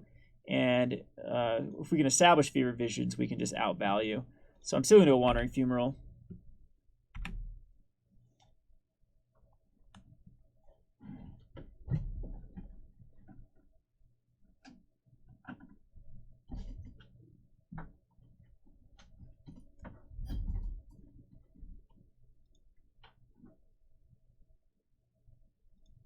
I would like to establish a Thermal Alchemist here, rather than put in another tap land. So, and then we can establish a Weaver the turn after that. It all depends on what my opponent plays.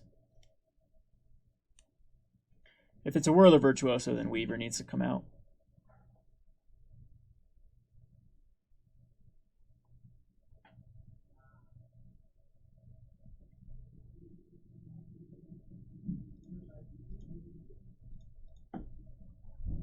Again, just going to use it right now, I believe.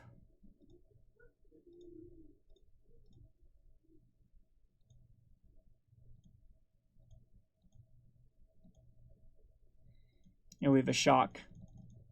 And Thermal Alchemist is a threat that has to be taken care of with one of the Harness Lightnings. Aether Hub.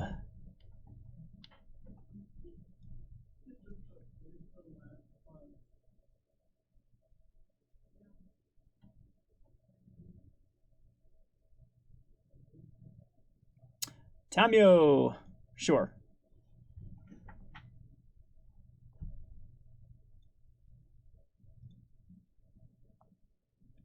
Do I even care at this point? Yeah, we'll still redirect.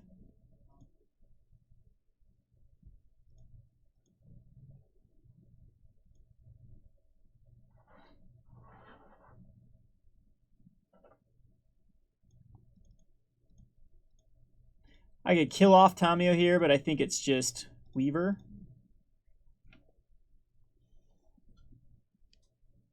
And this takes away the other game plan of the Whirler Virtuoso. The Whirler Virtuoso has to be in this deck. I think my opponent just got very unlucky by not drawing them last game. Because Glory Bringers are also a card that is most likely going to be...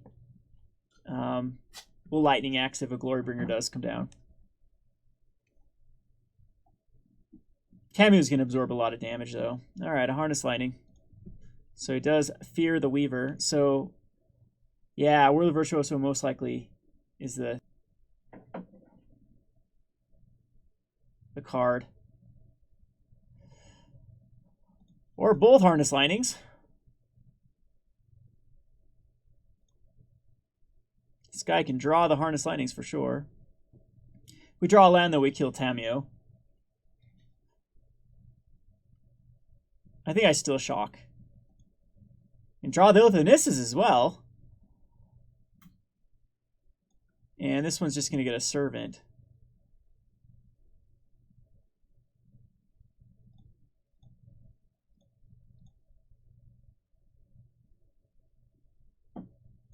Still think it's worthwhile to kill Tameo. Maybe I should have just relied on the land here.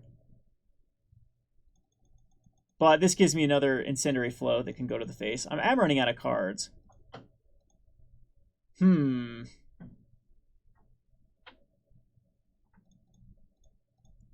Yeah, we'll Fever Visions.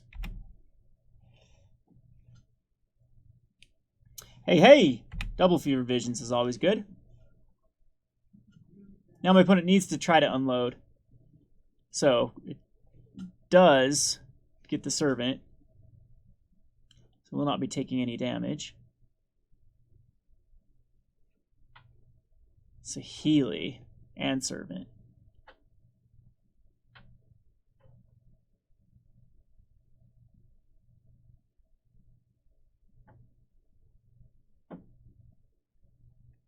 I'd love to draw a land, kill off Tameo.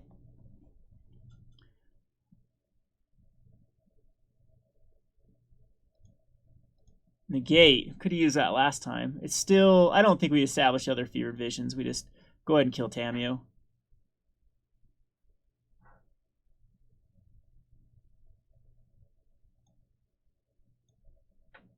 We'll keep the negate up.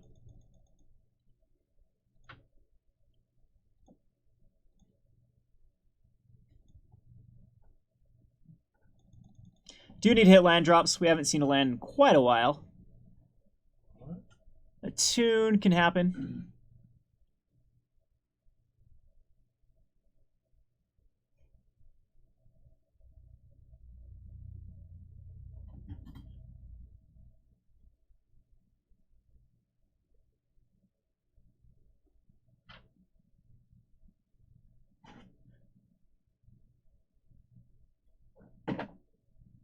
Lumbering Fall is just going to go for a kill here.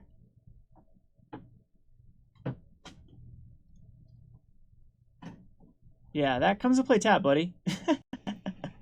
That was a poor, and then it gets exiled in a turn, so. I care about the Servant for taking damage. Oh, that makes my life easy.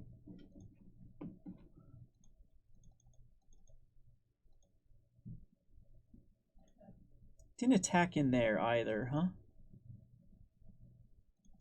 So we'll kill off Saheeli now with the Incendiary Flow.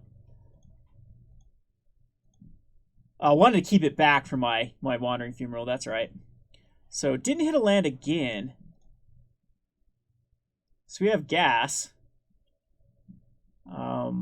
later on.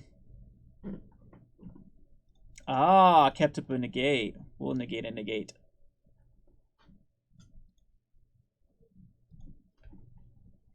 Okay, it's off to the races now. Taking 5 damage per turn if the opponent does decide to start attacking. We do know the Rogue Refiner is in hand too, so there's that. And Anissa. Okay, that's probably a card we can't beat. The story of this game, though, is I just did not draw lands. This is turn 8 with 4 lands, and we've drawn extra lands almost every turn. So Nissa is going to get a forest. We do get to kill a forest next turn with a lightning axe. So taking 7 down to 11. And, okay, taking even more damage with Saheeli. And did not attack with that forest. Okay. Oh, okay. I don't know why. Trying to draw a negate, maybe?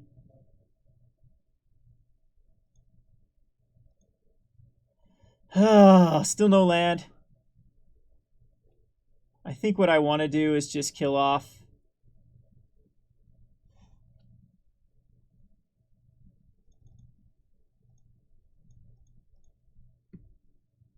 I hate to give him another Fevered Visions.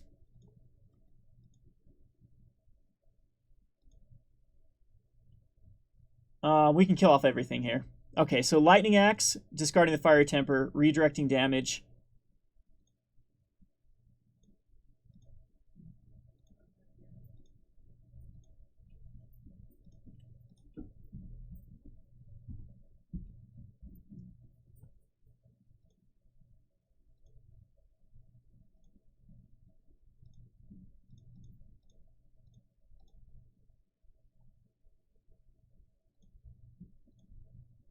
Okay, another huge threat we dealt with.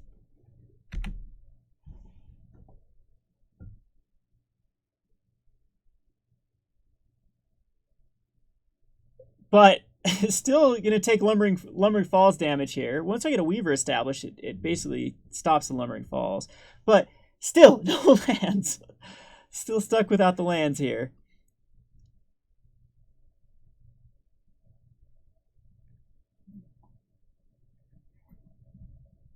My opponent does have a Rogue Refiner in hand. I think, right? He hasn't cast that, or do we exile the... I thought it still had another one. No, okay, the Rogue Refiner is taking you.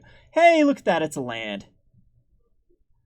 Praise Keck. Okay, so I think we can establish another Fevered Visions.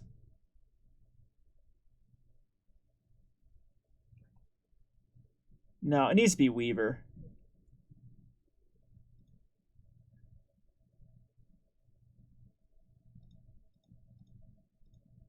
And I'm going to go with Thermo Alchemist here. We need to establish some more. So if there's not a harness lining. My opponent's gone through 2 of them. We have double Magma Sprays. That's helpful.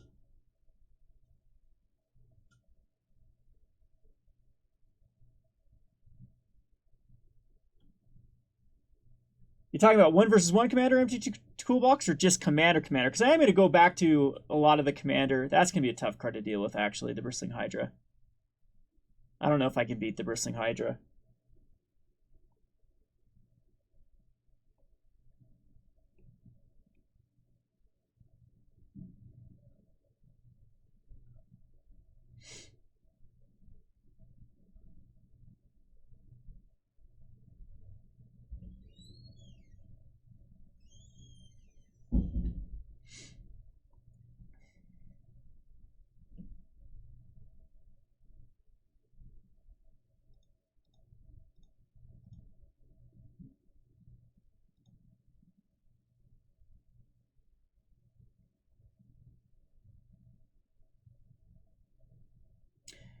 All right, now we're getting lands, but they're definitely the wrong ones.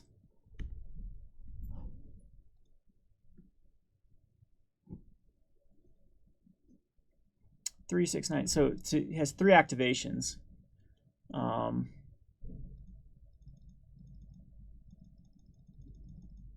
We can sack a Wandering Fumarole.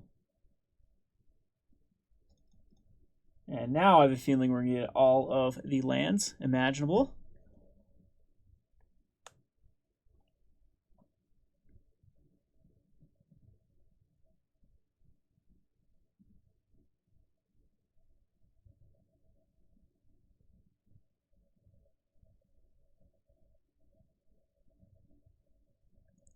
Brutal Expulsion. Just return a creature back to its hand. Yep.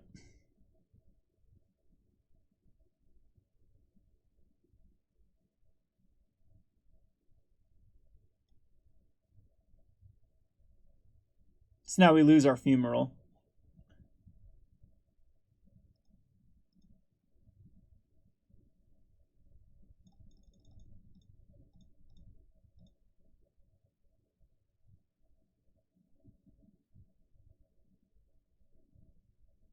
Yeah, I have no way to beat this Blistering Hydra. I'm filling up my opponent's hand too with the Fevered Vision. Don't know why. Putting a counter on it, but sure.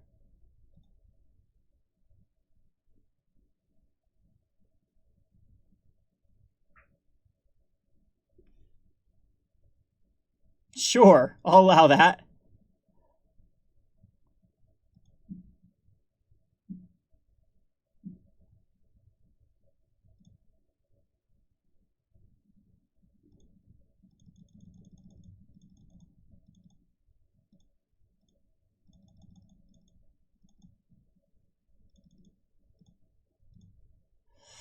Ay, ay, ay. I have a feeling we lost this one. Lining actually be pretty funny if my opponent does use energy.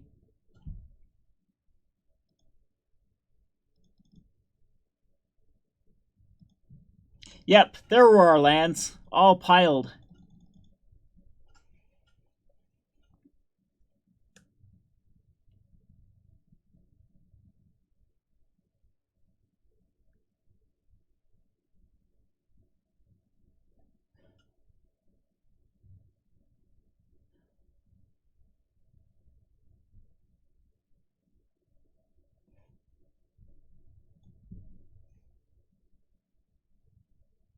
Hey, Nis actually wins the game.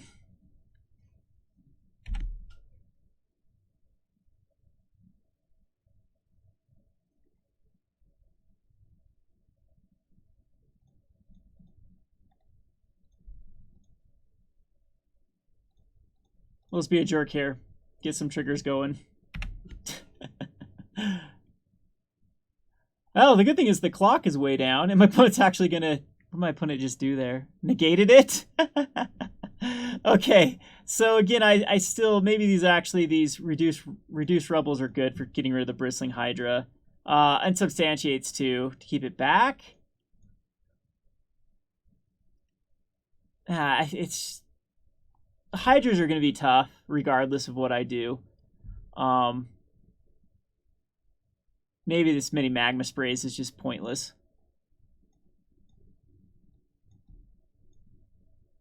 And Soulscar Mage, though... No, Soulscar just still seems bad. Well, it can push through. We still haven't seen the Whirler Virtuoso, though. So it might just be on the play, just running some Soulscars. Could be the right move. Reduced Rebels still are pretty good. Shocks are still really good in this one. I have not seen a reason for the Weaver. I don't think they're in the deck, and maybe we'll get punished because of it. I guess we'll just keep one in.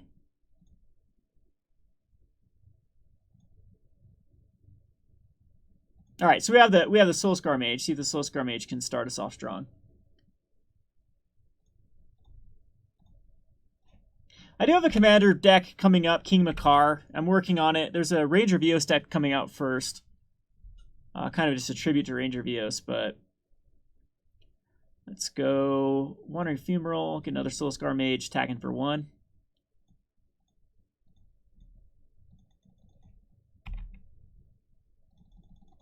Hopefully they put out like a Servant of the Conduit here, and then we can kill it and attacking for 2. Yep, perfect. So we have kind of our tempo draw going.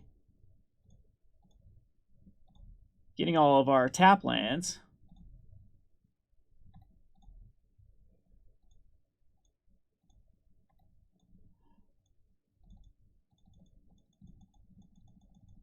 But I can just run a Collected Defiance out if it's like a Rogue Refiner if we need to. Yeah, I still think it's worthwhile. Because we're going to rely on Chandra the next turn, so... Or that works.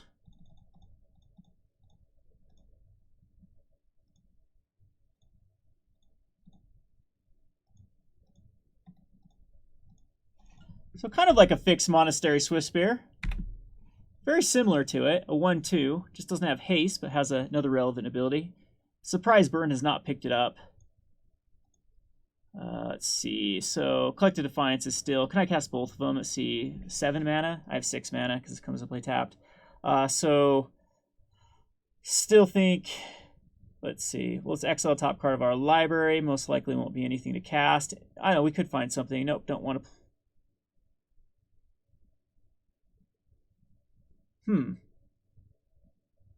No, this puts us down. No, I don't think we cast it. Because we go 2 modes here.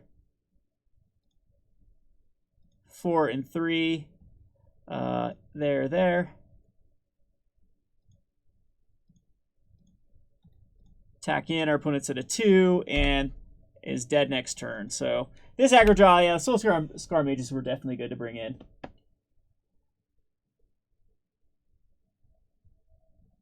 Anyway, it's midnight my time. I think I'm gonna call it. I'm starting to doze off.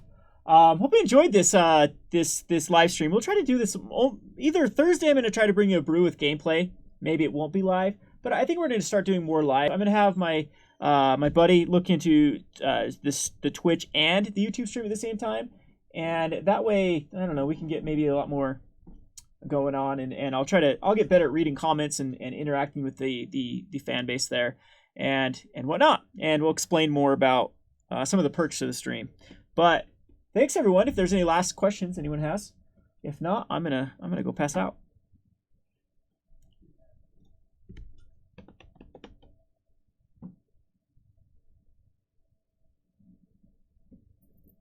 You sleep, Chloe?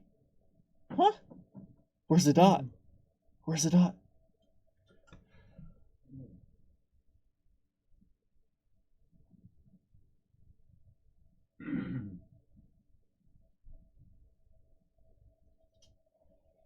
Yeah, I see the point there with Soulscar Mage. It's just, I think it's a decent sideboard. Maybe there's just better sideboard stuff, but like the thing that I've liked about it in theoretical testing is it can really put Tarmogoyf back. It can put a lot of other cards. It just completely kills one of your weak spots, which is the Kitchen Finks, because the Kitchen Finks will get the counters, then die, so it will no longer be able to come back. And there are a few implications where I think it actually is pretty decent. But yeah, is what it is. It still is a 1-drop, so is it better than like Grim Lavamancer? I don't know. Because the Swift Spear is really, really powerful.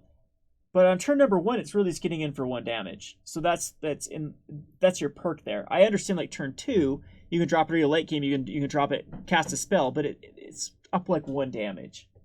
So I don't know. I think that it will eventually, it might get that other slot that like Grim Lavamancer takes up now again. I mean, usually what is it? It's what are the staple cards are going to be the Goblin Guide and is it better than Goblin? No, I think Goblin Guide's probably still, I don't know, gets the nod over it, but it's definitely a budget replacement for Goblin Guide. I don't think that there's a better card, like it's better than Keldon Marauders or Hellspark Elemental, which used to be the other versions in Burn. But anywho, that's kind of how I feel about that. Alrighty, well, thanks for joining. Have a good night.